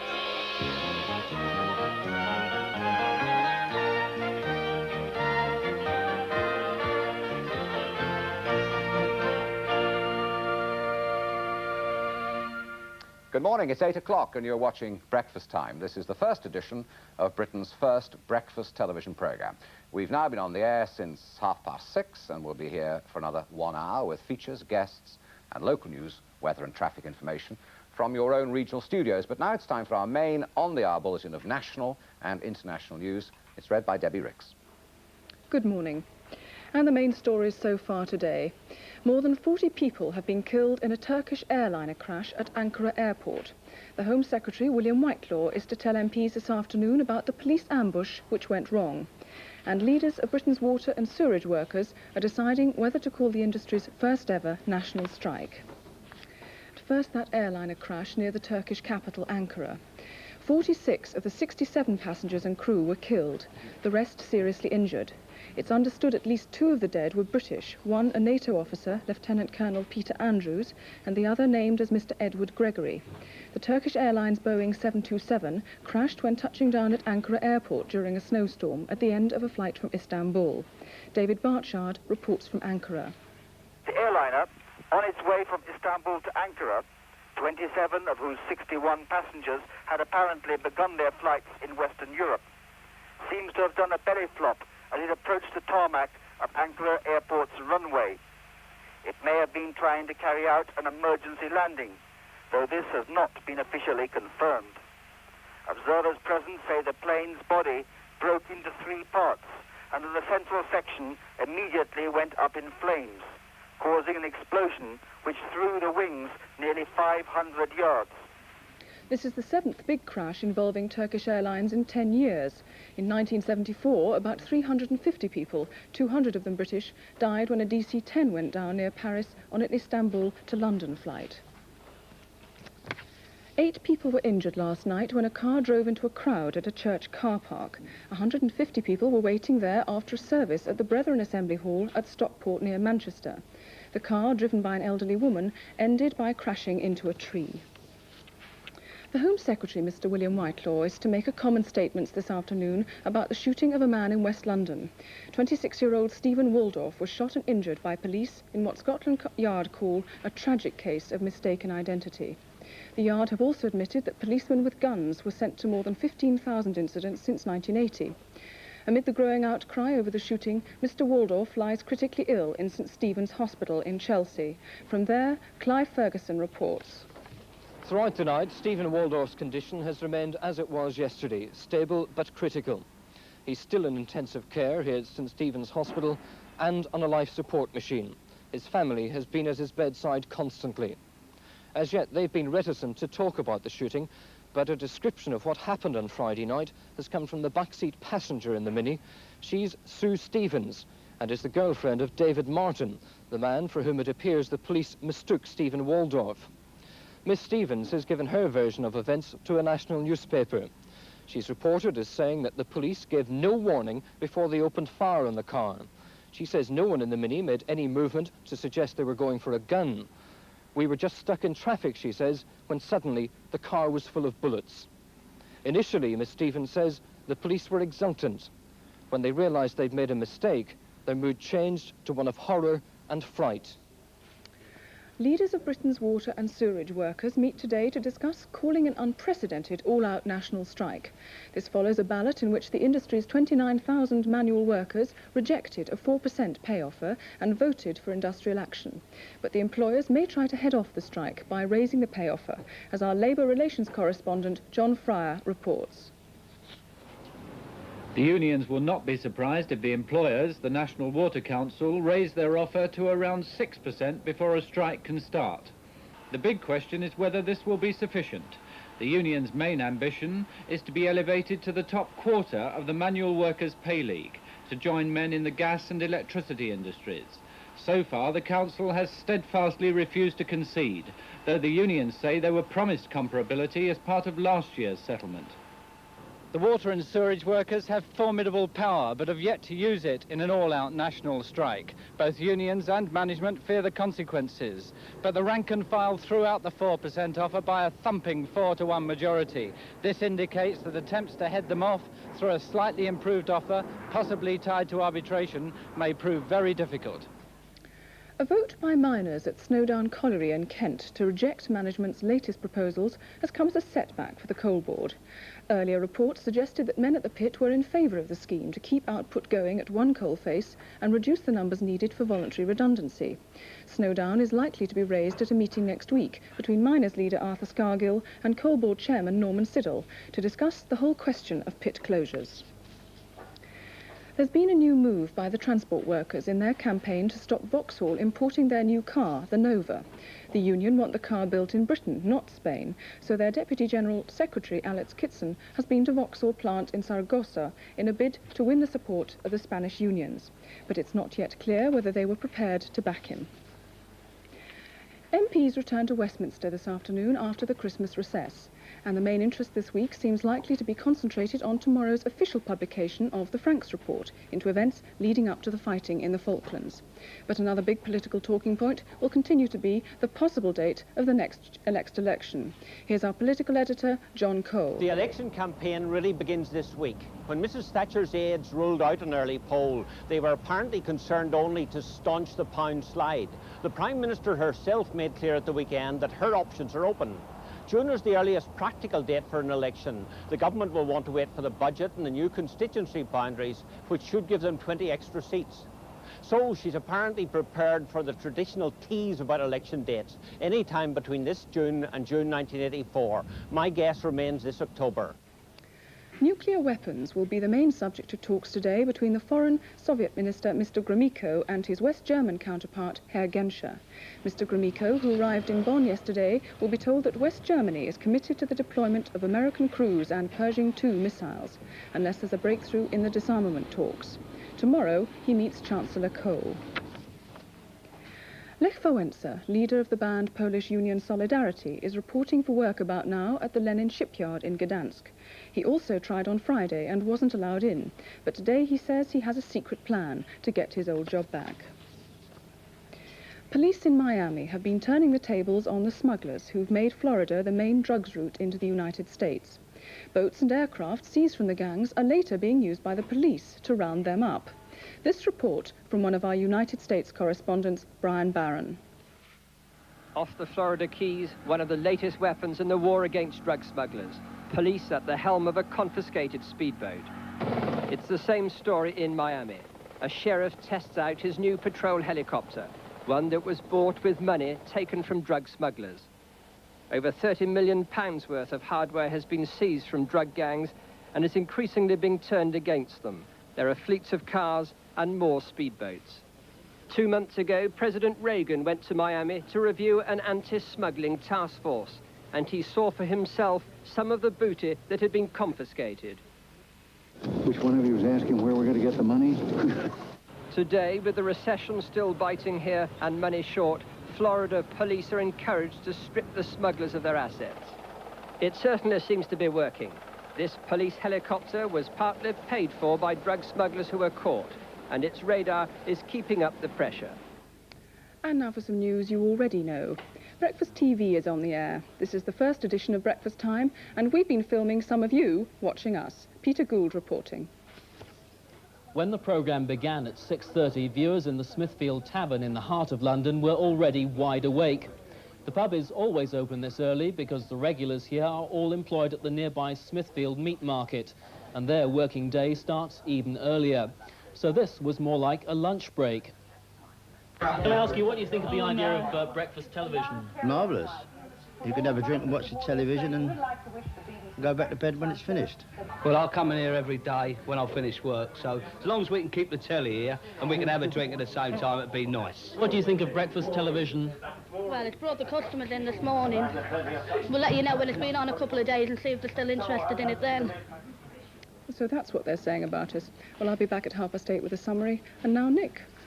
It's just after 8:10, and much more sober atmosphere here. We look now at Parliament, which reassembles today after the Christmas break with three main preoccupations. What to do, obviously, about the shooting in London on Friday. Second, who's going to get the blame for being caught napping by Argentina in the Falklands. And thirdly, when will the election be?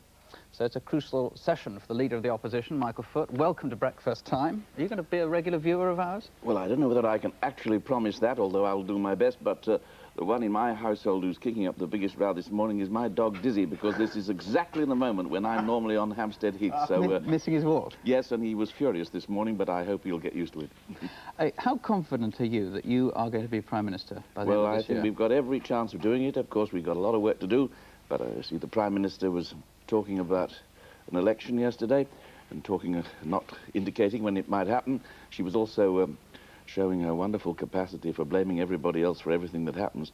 So if we do have... politicians do that, Oh, don't I they? don't know about that. I'm saying some people take their responsibilities.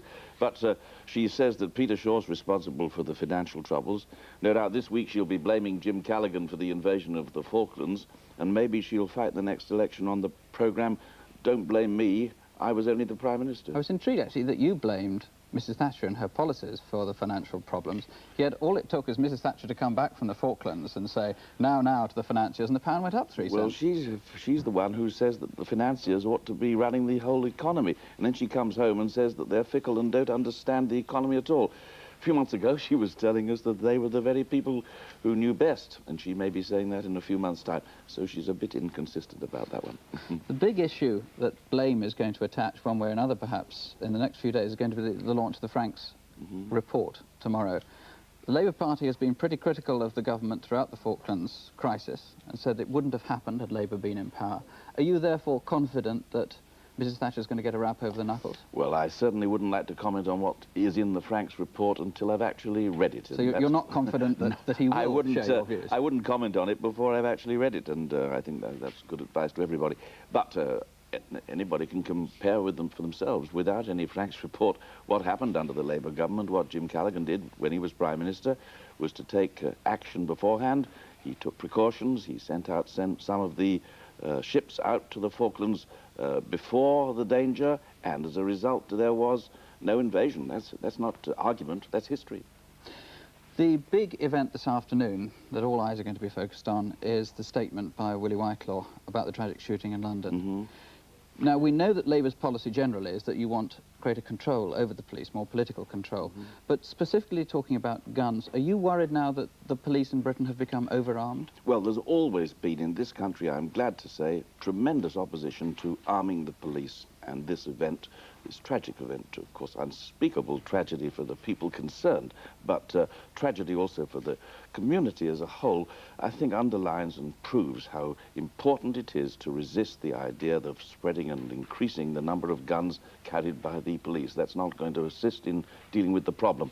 So we want to oppose that, but we also want to do what Roy Hattersley has explained. We want to have some better control over the Metropolitan Police, and we think that this event, too, points in that direction. Do you think almost imperceptibly, without political leaders really realising this scale of it, the police have become rearmed to a greater degree than you find comfortable? Well, I think some of the figures that have come out in the last few days so since this incident, are alarming, and I think we must get back to the idea that it's only in the most exceptional cases that the police carry guns, because if they do carry guns, you can have incidents of this nature, and you can also, of course, turn London into what people say Chicago's like, although I haven't been to Chicago for some time, but people say that it could happen that way, and we must do everything possible to resist it in the interest of the police themselves and of the community and of everybody else. Because we saw earlier on Breakfast Time that 15,000 occasions the police had used guns in London since 1980. I mean... No, well, this is a change from what people thought, and I believe that there will be questions put in the House of Commons properly today, and what we've got to do is to get proper democratic control over the way in which these things happen. Are you worried about the police, then, generally, in Britain? Well, I think most of the police do a fine job for the country and for the community, and so I think to spread it on everybody is a wrong way of going about it and talking about it, but I do believe there are many things to be put right, and that's why we've made our own proposals for dealing with it, and I think when Roy Hattersley becomes Home Secretary, as I will hope he will after the next election, then I believe he'll be able to get on with the job of putting into operation what we promised.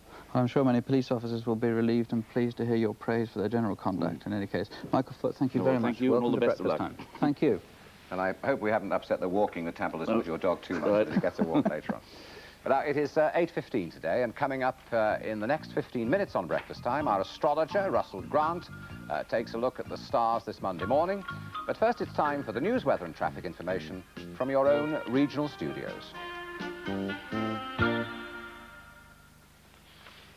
And now for the main stories from the southeast. 50 supporters of the threatened Tadworth Court Children's Hospital have visited Downing Street to urge the Prime Minister to keep the hospital open. A final decision on the proposed closure, which would save nearly £1.5 million a year, is expected by the end of the month. The government is being pressed to hold a public inquiry into plans to redevelop the site of the old Kensington Town Hall. The building was demolished by the local council last year, and now the Labour peeress, Baroness Ewart-Biggs, has asked the Environment Secretary, Tom King, to take the issue out of the council's hands. A report out today says the London Borough of Lambeth has more one-parent families than anywhere else in the country. The report from the National Council for One-Parent Families says more children from broken homes could end up in care unless welfare benefits are increased. Well, now let's go over to Jeff Simmons with this morning's travel news. Well, the rush hour's well and truly underway now with all the usual tailbacks. The M4 eastbound and the Old Kent Road, they're two firm favourites. And there are still one or two problem areas on the roads where you can expect delays this morning. Out of town, first of all, and on the A4 at Thatcham. Construction works there could mean delays, so I suggest you use the M4 instead. And on the A21 at Lamberhurst in Kent, roadworks there could mean delays later on this morning. Coming back into town now, and first of all, we've got a road widening scheme at Thames Street in Hampton. That's going to mean local diversions. And road works in Chiswick High Road at the junction with Dukes Avenue will mean delays throughout the day. London Transport have got reduced services on a couple of bus routes. That's the 28 and the 31, reduced services there because of staff shortages. And as far as Southern Region are concerned, well, there's still one cancellation. That's the 8:35 Chessington to Waterloo. The 8:35 Chessington to Waterloo, that's not running this morning. That's the southeast travel for the moment. I'll be back with more information tomorrow. Meanwhile, if you're about to set out, have a good journey. And will those commuters need their umbrellas today? No, not today. Tomorrow morning. I actually think the clouds ought to be breaking soon, and there'll be some breaks coming along, some more cloudy patches. Very difficult to be precise about cloud breaks. It's a dry day, though. The odd patch of cloud, the odd bit of brightness, sunshine, glimpse of the sun. Very mild now, mild all day long. Not until after tomorrow, our wet spell in the morning, will it get really cold. The wind's from the west or the northwest, and that favours us best in the southeast. Not bad. Thank you, Francis. And now, as the rest of the country joins us again, let's take a look at this morning's national headlines.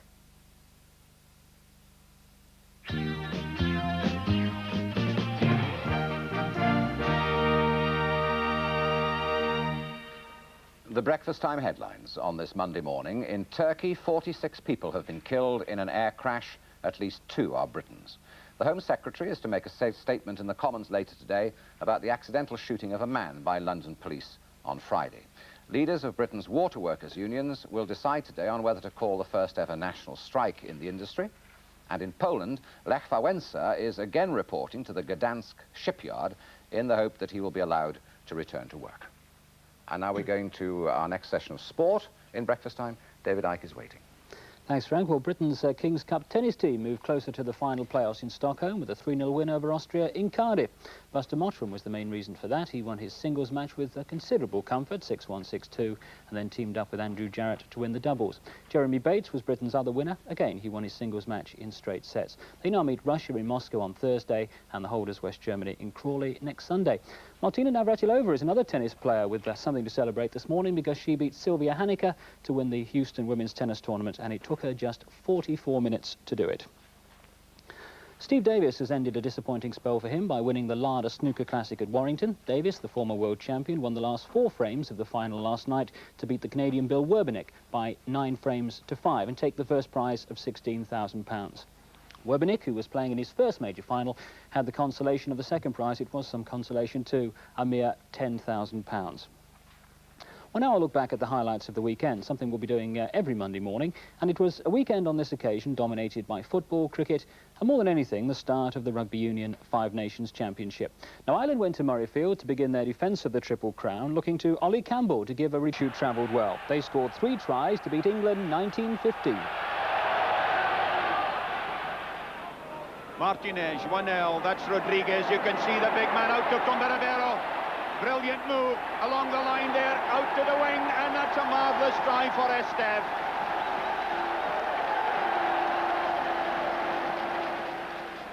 And France again with the kind of move that they love. Papa on board drives, Reeve takes it. The arms are up, but he's given the try. Good French taken at that line out. And Codorniu, Villas. That great play for the corner. tackle by Swift, but the ball is down and the try has been scored.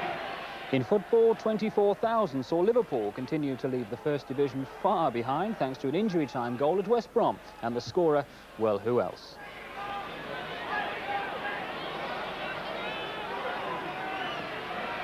Into Johnston. May run for Souness. Hodgson. Rush is hovering inside the area, and he's there. And Ian Rush. And that's Liverpool. They don't mind if they score in the first minute or the last. David Gower scored a magnificent 158 to give England's cricketers victory over New Zealand on Saturday, their first in the one-day series. But a runaway pig was the star yesterday as England faced Australia. The pig was apparently a comment on Botham and Eddie Hemmings, but England's problems were not porkers, but Yorkers. Lawson to Randall. But Derek Randall isn't. England all out for 182, a target reached by Australia with 7 wickets to spare, and David Hooks was unstoppable. That one's over cover. That'll bounce just inside the boundary fence. And that brings up David Hooks 50. In 55 deliveries. And there we go. David Hooks wafting to mid-on. And he certainly has achieved his ambition of finishing it this over. David Hooks scoring 22 off that final over from Bob Willis. The highlight of the weekend's racing was the Lambert and Butler Premier Chase final at Ascot, and what a finish it produced.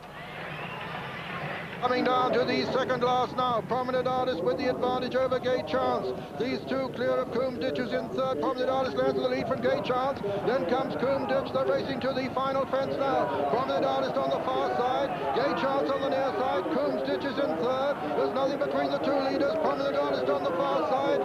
Gay Chance on the near side. Coombe Ditches still finishing well. This is the final fence now. Prominent Artist on the far side. Gay Chance on the near side. Still nothing between them. Prominent Artist pecks there. Gay Chance on the near side, and here comes Coombe Ditch with a tremendous run over on the far side. Just snatch it as they come to the line. Coombe Ditch is going to win it, and at the line, Coombe Ditch is the winner. Gay Chance is second, and Prominent Artist third. And that leads us nicely on to today's racing, which will see John Joe O'Neill back in the saddle at Wolverhampton after being badly shaken in a fall at Southwell on Thursday. Now, as always at this time, news of the going at today's meetings, starting at Newcastle. Racing begins there at 1 o'clock, and the going is heavy. At Fontwell, they start a quarter of an hour later, and the going is only soft. And finally, Wolverhampton, where they also come under oars at 1:15. The going is a little more complicated. It's good on the hurdles course and good to firm on the chase course. And it's to Wolverhampton that Richard Pittman goes for his selection today. It's Jungle Jim in the Gorsebrook handicap hurdle. That's the 3:45. They like the way you present the sport on this programme. We're getting tremendous amount of reaction. Mr. Philip Taylor from London, a blind viewer, absolutely great programme. He says, relax. The guide dog is fascinated by it, especially the weather forecast. The dog barked all the way through the weather forecast. And Harry Bennington from Lancashire says, congratulations, but what are we going to do about his kettle? He let it boil dry while watching. Mr. Hughes of Liverpool says, Frank Boff's tie is a bit much apart from that programme. OK, I thought my tie was a fairly modest selection. I think it's absolutely super, Very Frank. inoffensive tie. Well, I've got one from the 4 students from Sheffield University who said they've been up all night ready to watch this. They think it's fantastic. The only problem is, I look tired. You don't I'm look sorry. tired. Well, she's been working hard recently. Mrs. Rosemary Freeman, Walton-on-Thames, Surrey, enjoying the show. First time she's been able to get her children out of bed without a fuss. They love it. And Joyce Parker from Scaredness says she likes the gentle, happy good morning. She likes Harry Seacombe's happy face. She thinks he's got a great future. She liked the foreigners at the opening, and will watch regularly. Fine. Mrs. Ivy Mills, more women's items. And, just one more, the Breakfast Time sweatshirt. We've got a request for this, plus mugs, T-shirts, etc. I'm doing a bit of promotion now. Apparently you can get all of these details from the Radio Times, which will be coming out carrying the details later on.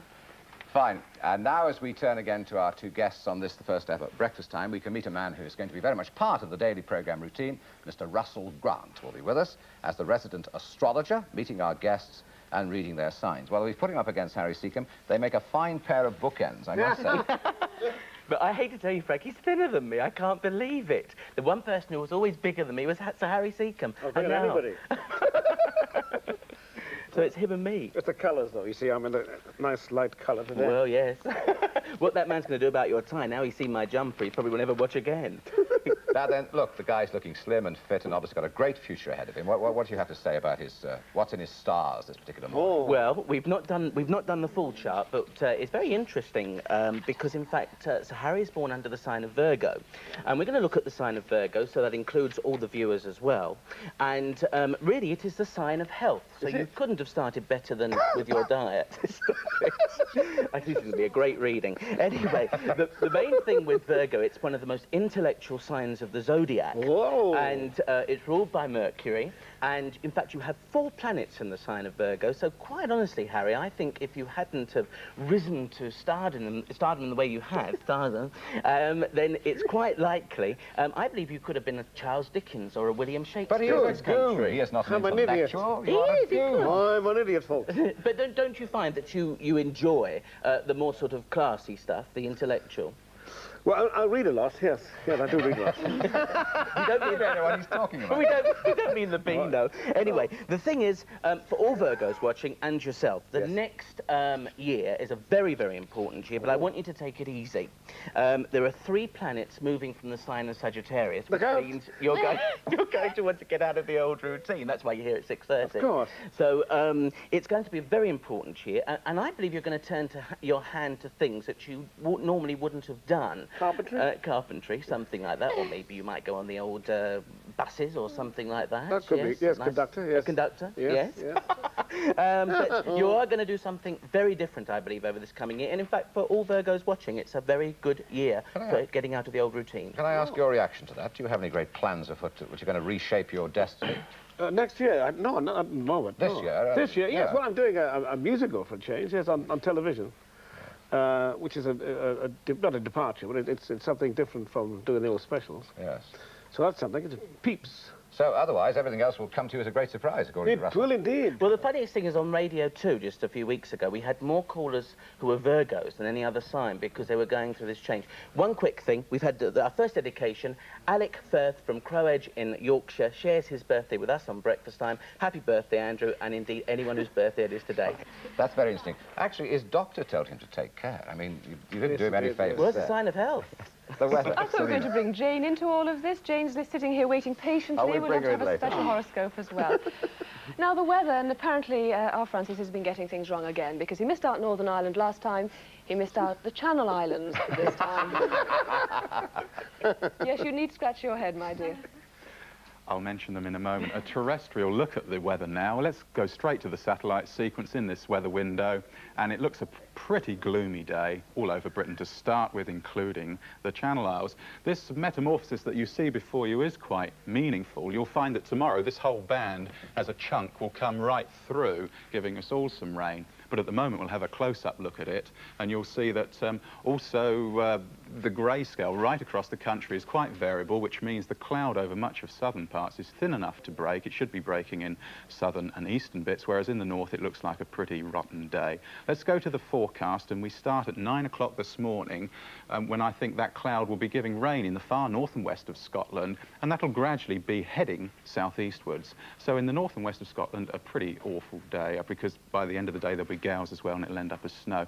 Go to midday, and then 3 o'clock you see that belt of cloud moving across Scotland, bringing rain into Northern Ireland. The Channel Isles still cloudy by this time, and the cloud breaking over the south and east with some shafts of wintry sunshine over much of England, but staying rather sunless in the west. Top temperatures right round the regions. Read them off. It's quite mild.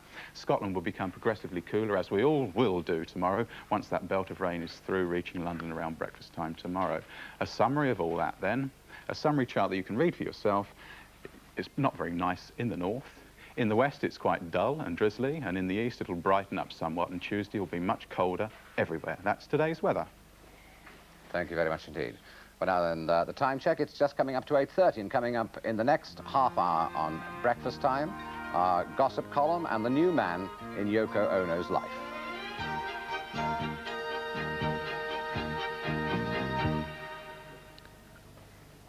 And now for a summary of the breakfast time news. A Turkish airliner has crashed on landing at Ankara Airport, killing 46 people. It's thought 2 were British, 1 a NATO officer. 21 others were badly hurt. The Boeing 727 was touching down in a snowstorm after a 40-minute flight from Istanbul when it burst into flames and broke up. British botanist David Bellamy has been arrested in Tasmania after a protest to stop a dam being built in a scenic area. He was arrested for trespassing with about 60 other protesters trying to block a bulldozer. The Home Secretary, Mr Whitelaw, will make a statement in the Commons this afternoon about the accidental shooting by police of a man in West London. Stephen Waldorf was badly injured in what Scotland Yard call a tragic case of mistaken identity. Police have made a public apology for the shooting, which occurred when they were hunting an escaped prisoner, David Martin. 3 officers have been suspended after the incident. The wounded man is still critically ill in hospital. Leaders of Britain's water and sewerage workers will meet today to discuss calling an unprecedented national strike. Their meeting follows a ballot in which the industry's manual workers rejected a 4% pay offer and voted for industrial action. But the employers may now try to head off the strike by raising their pay offer. Lech Wałęsa, leader of the banned Polish union Solidarity, said he would report to work again this morning at the shipyard in Gdansk, although he wasn't allowed in on Friday. But he said he had a secret plan to get his job back. There's been a new move by the transport workers in their campaign to stop Vauxhall importing their new car, the Nova. The union want the car built in Britain, not Spain, and their Deputy General, Alex Kitson, has been to the Vauxhall plant in Saragossa to try to win the support of the Spanish unions. And those are the main stories of the day so far. And now, Frank.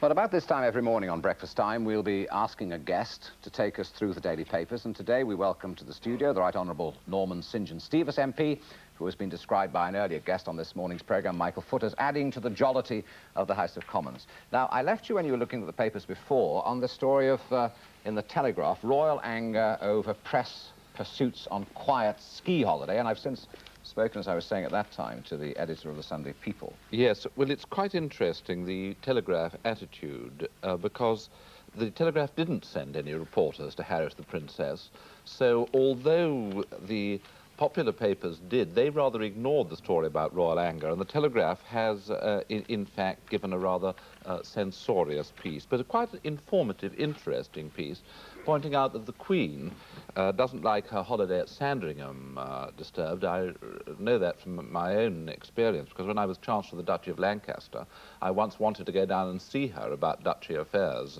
during that period at Sandringham. It was greeted with absolute horror. They report that the Princess of Wales sulked. Well, who can blame her? And thirdly, they say that the Prince's private detective knocked the skiing reporter of the Sun to within inches of a 300-foot precipice. Well, surprise, I would say good on him. Good on him. Fine, let's move on to this one. Now, you've also found in the Telegraph on page 3, jeweller held in Spain. He now faces a court inquiry. This is Robert Chatwin, the runaway West Midland jeweller arrested in Valencia at the weekend. Yes, I've been very intrigued by that story, and I'm glad it's continuing to run, because it's fascinating that somebody can, in fact, get away with £3 million worth of jewellery from 6 shops, 39 plastic bags of jewels, and then sends a message to his wife, who he didn't give any jewels to at all. He sent her love. He left her with £100, and she sent a message back saying, I wish he was dead. That's right, the Conservative Party allows to take anything out of the country these days, don't they? Well, always remember that if you do run off with the jewels, send something to the wife as well, if you want to get a good press. That's also that. Now, what about the Daily Mail? Could we go to that? Who have we shot? I know you want this to make a particular point here. Yes. Of the wrong man being shot in Kensington. Yes. The Mail has got a very full account of this story. Complete front page. With statements from Susie herself, the girlfriend. And I think what's interesting in their reporting, which it brings out, is that there was no warning of any kind. The other interesting thing in the Mail's coverage, I think, is their leader, because, of course, this is a very right-wing newspaper, but it is highly critical of what happened. At the same time, it's got quite a balanced account and points out the difficulties and heroism that the police show. So for once, I find a leader in the Daily Mail with which I don't totally disagree. Fine. Well, we're in the Express now. Maggie leaves door open for early election.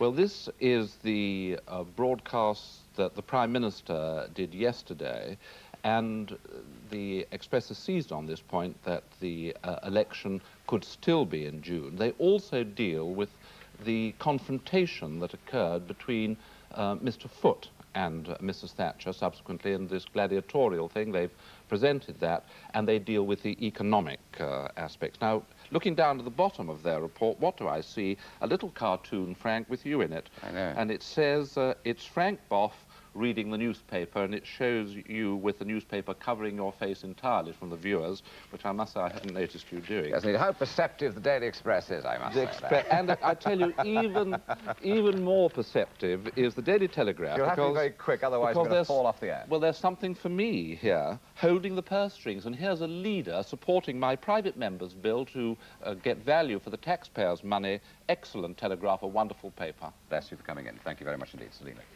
And now another chance to catch up on one of the regular breakfast time items, a look ahead to the stories that will be making the headlines later today. Here with the breakfast briefing is Andrew Harvey. Out today is a disturbing report from ASH, Action on Smoking and Health. It'll reveal that Scotland has the highest death rate in the world from lung cancer, and smoking is almost entirely to blame. At the other end of Britain, the BBC's two newest local radio stations in Devon and Cornwall are on the air for the first time. And the birth will also be announced today of a new generation of industrial robots. According to the British Technology Group, they'll put Britain at the forefront of this technology. But robots can't empty dustbins, much to the relief of Birmingham's dustmen, who today start a 5-year contract to collect the city's rubbish, having beaten off tenders from private companies. Still with industry, the water workers' unions will make their final decision this afternoon on what action to take after rejecting their pay offer. It could be an all-out strike.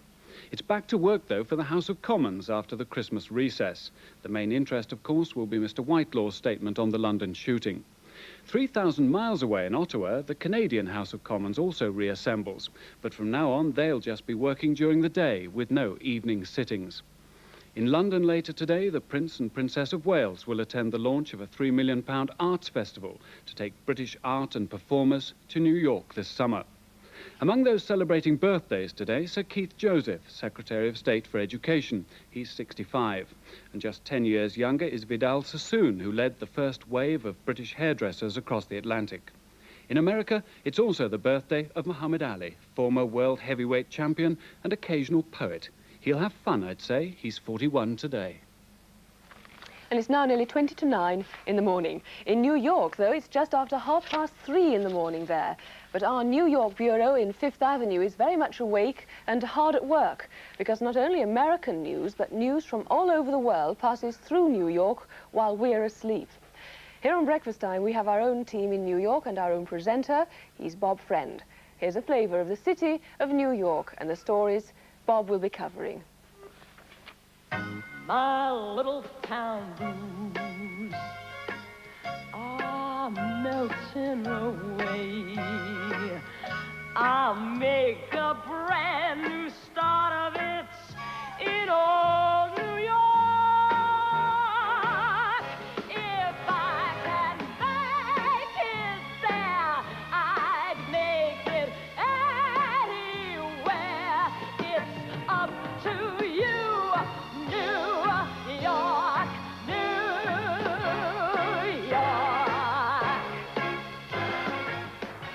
Hello, BBC. Kathy, pick up 522, please. This is Bob Simpson in New York with a piece for the morning bulletins. Cue material, something like The BBC's been here since before the war, growing steadily to cope with our voracious appetite for news and features about America. Radio, television, and the enormous audience that tunes into the World Service. Now a new and demanding customer. Breakfast time. Fireworks led this morning with that big gas explosion last night. Are we going to be interested in that sort of thing? The Daily Meeting. Ideas from America's breakfast programs, what's in the newspapers, suggestions inspired by our everyday experiences in this chaotic but beguiling city.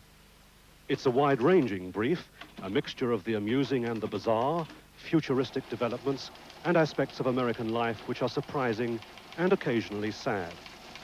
From the robot which helps around the house. At your service. Take me to your master. Follow me. To the worrying increase in elderly shoplifters. The charge against you is shoplifting, ma'am. Right. How do you plead? Guilty. It was not intentional, but I'm guilty. The woman who thinks jewelry should carry a message. Ambient smoke will trigger the sound and it'll play Smoke Gets in Your Eyes.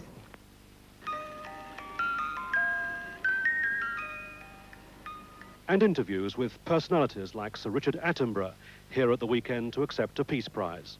That the Martin Luther King Centre should think that the film, really, the subject's not me, it's the film and the subject, really, was worthy of the Peace Prize, when one thinks of the previous recipients, was quite overwhelming. That sort of thing, then, from New York. Much of the hard news, though, will come from the BBC's office in Washington. Here's Martin Bell. When big news breaks, as it tends to in this town, a lot of it comes from here on the north lawn of the White House, where the networks are set up with their cameras and microwave links. Our camera will be here too, especially to bring you overnight developments at the White House and hard news from anywhere in the country.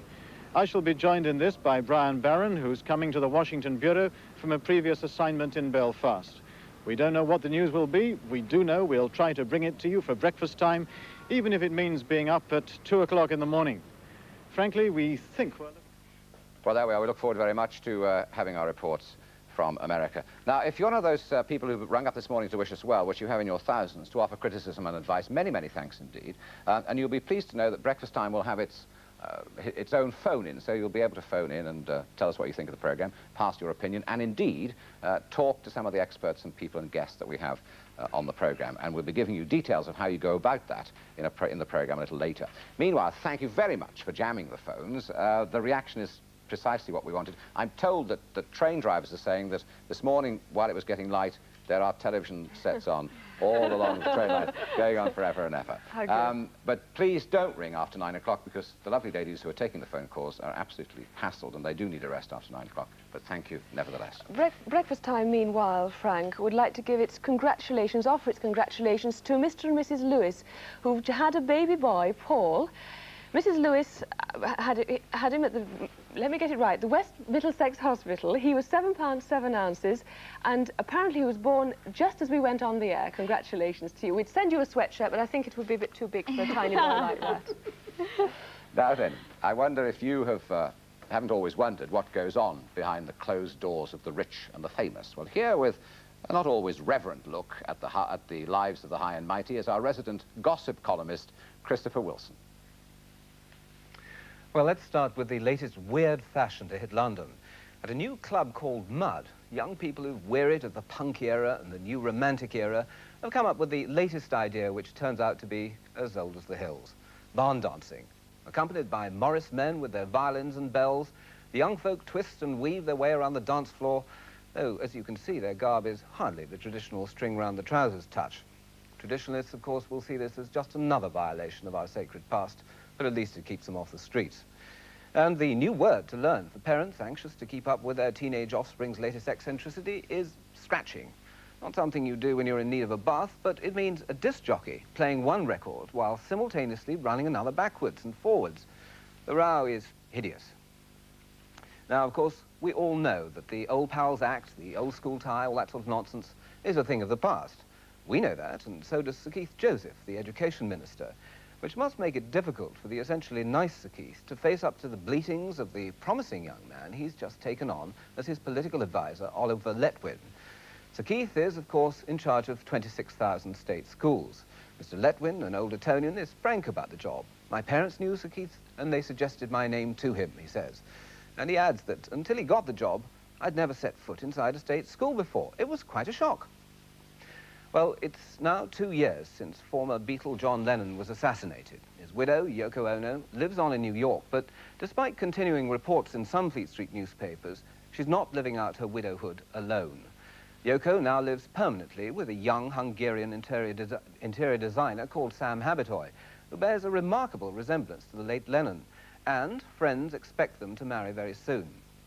Yoko has carefully cultivated her image so that Beatles fans wouldn't be aware that her new man is occupying the same place in her life as the late Lennon. She's given numerous interviews since Lennon was shot outside their apartment in December 1980, but never once admitted that she has another man in her life. Yoko has always relied on clairvoyance to advise her on her life, but to a certain extent this has now rebounded. One fed up with making decisions over multi-million-dollar deals without a word of thanks is now to write the real story of life with the Lennons. the outcome will certainly be an entirely different story from the one we know now. And finally, an act of treason. Well, it would have been if I told this story while Sir John Knott was still the Defence Secretary of this country. Sir John, you'll remember, took us heroically through the Falklands War, and has now announced his intention of making his fortune in the city as a director of Lazard's Bank. It seems Sir John was remarkable at defending the Falkland Islands, but he wasn't much cop at defending his own territory. When he went out shooting pheasant with his 15-year-old son William, he got confused about the firepower. William had conveniently slung a few 20-bore cartridges into Sir John's bag, and the Minister of Defence put one of them up the spout. Unfortunately, John's gun was a 12-bore, and the whole thing exploded in his face, fortunately with no ill consequences. But that's what you call going out with a bang. Till next week. And that was Chris Wilson. The time is now nearly 10 to 9. Coming up in the next 15 minutes on Breakfast Time, live from Bristol, our cook, Glyn Christian, and some secrets of baking bread. But first, it's time to take another look at this morning's national headlines. In Turkey, 46 people have been killed in an air crash. At least 2 are Britons. The botanist David Bellamy has been arrested in Tasmania, where he's been taking part in a protest against the building of a dam. The Home Secretary is to make a statement in the Commons later today about the accidental shooting of a man by London police on Friday. Leaders of Britain's water workers' unions will decide today on whether to call the first ever national strike in the industry. Now, one of the main features of Breakfast Time each week will be regular appearances by our own team of experts, some of whom you may already have met, and they'll be here on different days to talk about their special subjects and answer questions.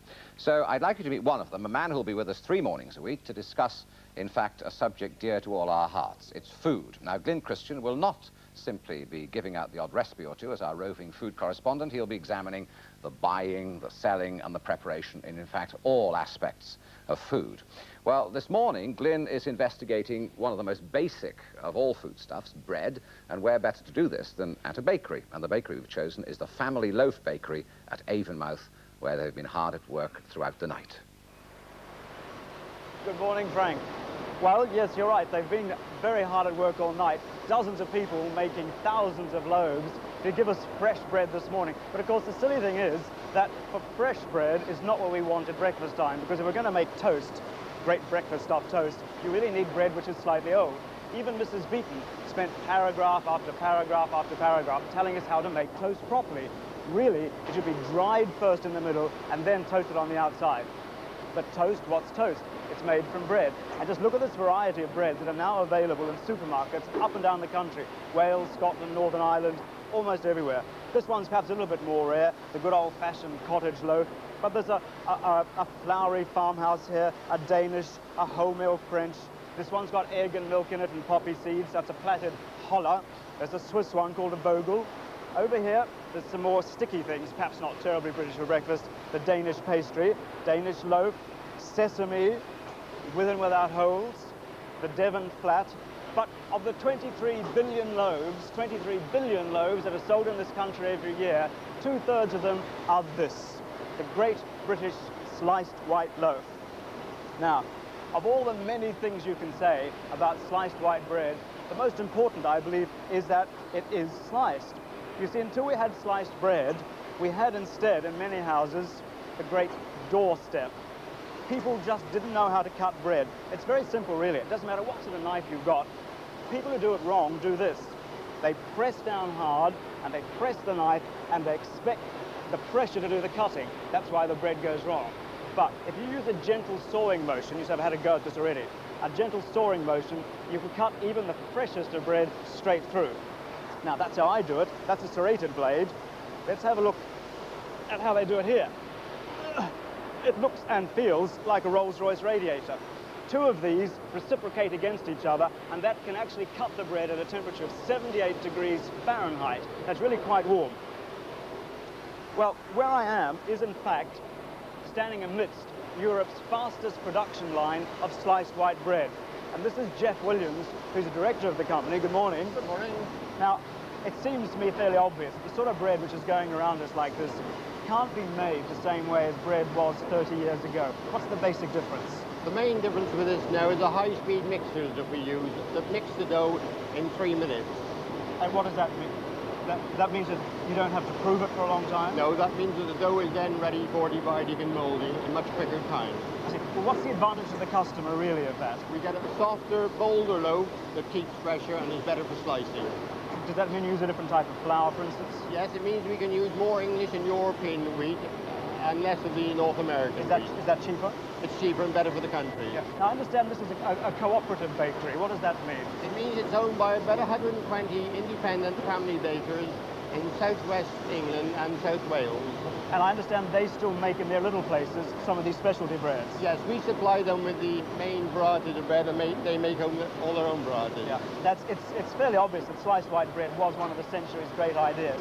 What are the current other trends in bread making? The main trend that we've seen is the increase in popularity of wholemeal and wheatmeal bread. What I want to know is where that trend came from. Is it something which you've decided to do for the public, or is it what the public has demanded? This is what the public demands. We supply what the housewife and the customer wants. What percentage is the wholemeal market now? About 10%. But the main variety of bread is the white slice, which is 2/3 of the market. I see. Thanks very much indeed. Now, Frank, I've learned a lot of things while I've been down here. One of the most extraordinary... I know. Let me ask you a question. What do you think is the proper temperature to store bread at? Any ideas at all? Well, we have 3 sons who eat vast quantities of bread, and my wife buys it in bulk, and we freeze it, so we keep it at an extremely low temperature. Well, freezing is fine, but outside, believe it or not, the proper temperature to store bread at is 70 degrees Fahrenheit. And if you put it into a refrigerator, it'll actually stale faster. Isn't that interesting? Just one of the things I picked up down here in Avonmouth. Hey, Glyn, thank you very much indeed for your live report. We've been up here, and I'm sure you have, since about 3 o'clock this morning. Absolutely true. I'm absolutely famished. Oh, I'd love to be there in that bakery with all that It very smell nearly of is yeast. breakfast time, by the way. Another 10 minutes or so. Only a few more minutes. Well, each morning, as we near the end of breakfast time, we'll be running a look ahead to the rest of the day's viewing on BBC One and BBC Two. So as today's TV choice, here's Bruce Hamill.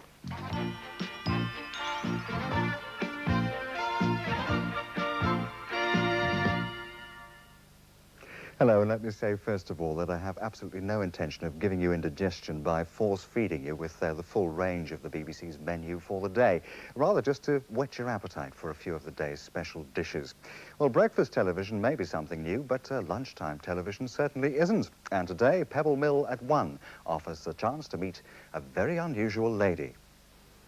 The Countess of Arran keeps horses, as well as some rather more exotic animals, but this quiet 64-year-old grandmother has an even more unlikely obsession. I've loved going fast the whole of my life, and whatever I've been in, I've always tried to make go fast, and I generally do my shopping on the trot. And I just love going fast. I feel very happy when I'm going fast. The rough, tough world of powerboat racing is how Lady Arran satisfies her thirst for speed. She holds no less than 4 world records. That's what you might call a fast lady, the Countess of Arran in Pebble Mill at 1. Well, last week, Panorama began a 2-part investigation into the controversy surrounding Oprin, the drug that was used in the treatment of arthritis, until it was revealed to have potentially lethal side effects. Tonight, that investigation continues when Tom Mangold looks at the whole question of the relationship between doctors and drug companies. For example, should 100 British doctors have accepted a free trip on the Orient Express to attend a one-day symposium in Venice? Are you saying, would I have gone to Manchester? The answer is, it would have been a little more difficult to persuade me. Tom Mangold reporting for Panorama at 8:10. Now then, something very much to look forward to is the Monday film, Dog Day Afternoon. If you missed it in the cinema, then this is your first chance to see it on television. Al Pacino plays a bungling bank robber whose best-laid plans are about to hit an unexpected snag. Cheer up, girls. You're going to be the veterans of a bank robbery. You know the bank sends you a dozen red roses? Sal, let him answer it. Hey, you, manager! Don't get ideas. I bark. That man there, see him? He bites. Who is it? Cops.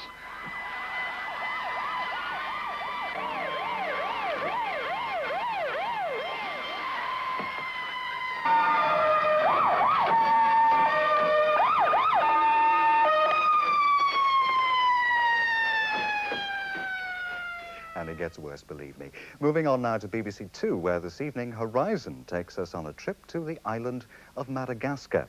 Well, 100 million years ago, this tropical time machine broke loose from the African mainland. Its plants and animals are fascinating and often unique, but very much under threat. Dr. Alison Jolly has been observing them for 20 years.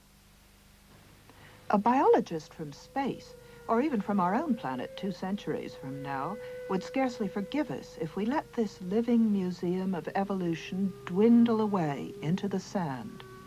But that is exactly what we're doing.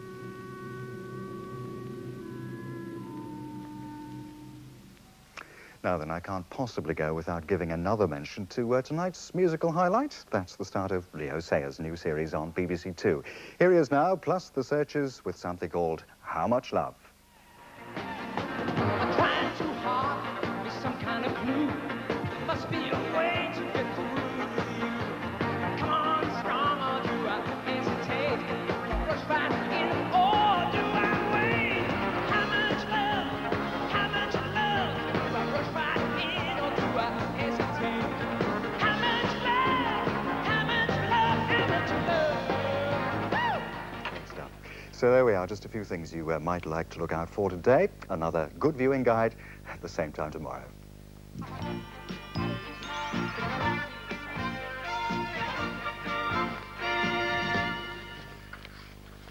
How's it looking, Nick? You've been looking at it from the outside in. You've no idea how frustrating it is. You're going to be with us on Thursday, though, so look forward to that. OK, now the time is coming up to 9 o'clock, so don't go away, because we're going to have a last look at the day's main stories and then have something of a celebration, I think. Now, the stories. 46 people, including 2 Britons, have died in a plane crash in Turkey. The naturalist David Bellamy has been arrested in Tasmania during a protest about a dam which would drown a valley full of rare species. The Tasmanian Wilderness Society is not sure what Professor Bellamy's offence is because he was granted permission by the Hydroelectric Commission to visit HEC-controlled land in the region. The Society believes he may have been charged by police with obstruction. All the arrests took place at or near Warner's Landing on the Gordon River near the site of the Gordon below Franklin Dam. Dr. Bellamy travelled from England for the protest, and he said earlier he expected to be arrested for his actions.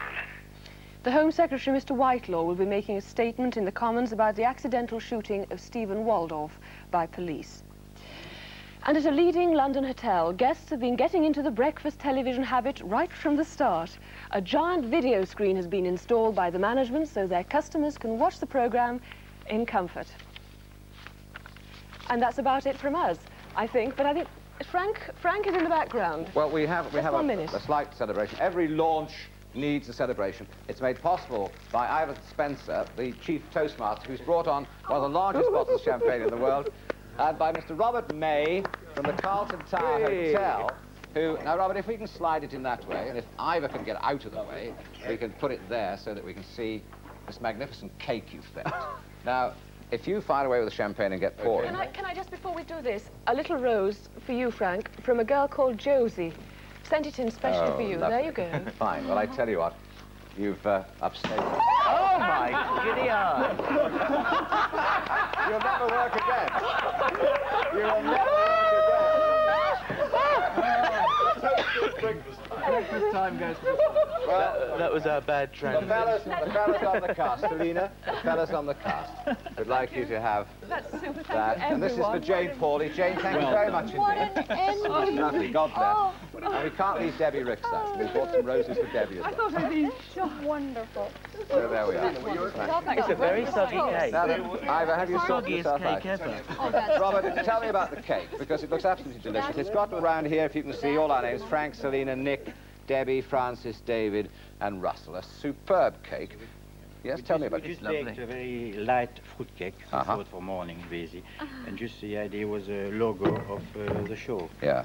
So it with the You've got name. the baby's bottles, thank you very much. It's just right for my diet. I was going to say, Harry Seacombe, are you allowed a little slice of cake with us this morning? No, I'm afraid not, but I'll watch you. You can have my piece. And a glass of champagne. Fine, well, there we are. Thank you all very much indeed. Let us pass Well, the... quite honestly, after this smooth-running Has everybody programme, got a to end glass? up being drenched. Lord Raymond. Lord Spencer. Cheers to all of you. Fine, Yes. fine. Cheers. Well, our toast really to us all and to you for watching. watching. Many, many thanks indeed. We hope very much you've enjoyed our offering and that from time to time in the next weeks ahead you will drop in whenever you can, whenever you find it convenient, somewhere between 6:30 and 9 o'clock. You've been watching the first edition of BBC Television's Breakfast Time. I hope you'll join us again from time to time. God bless and good morning to you. You're very good.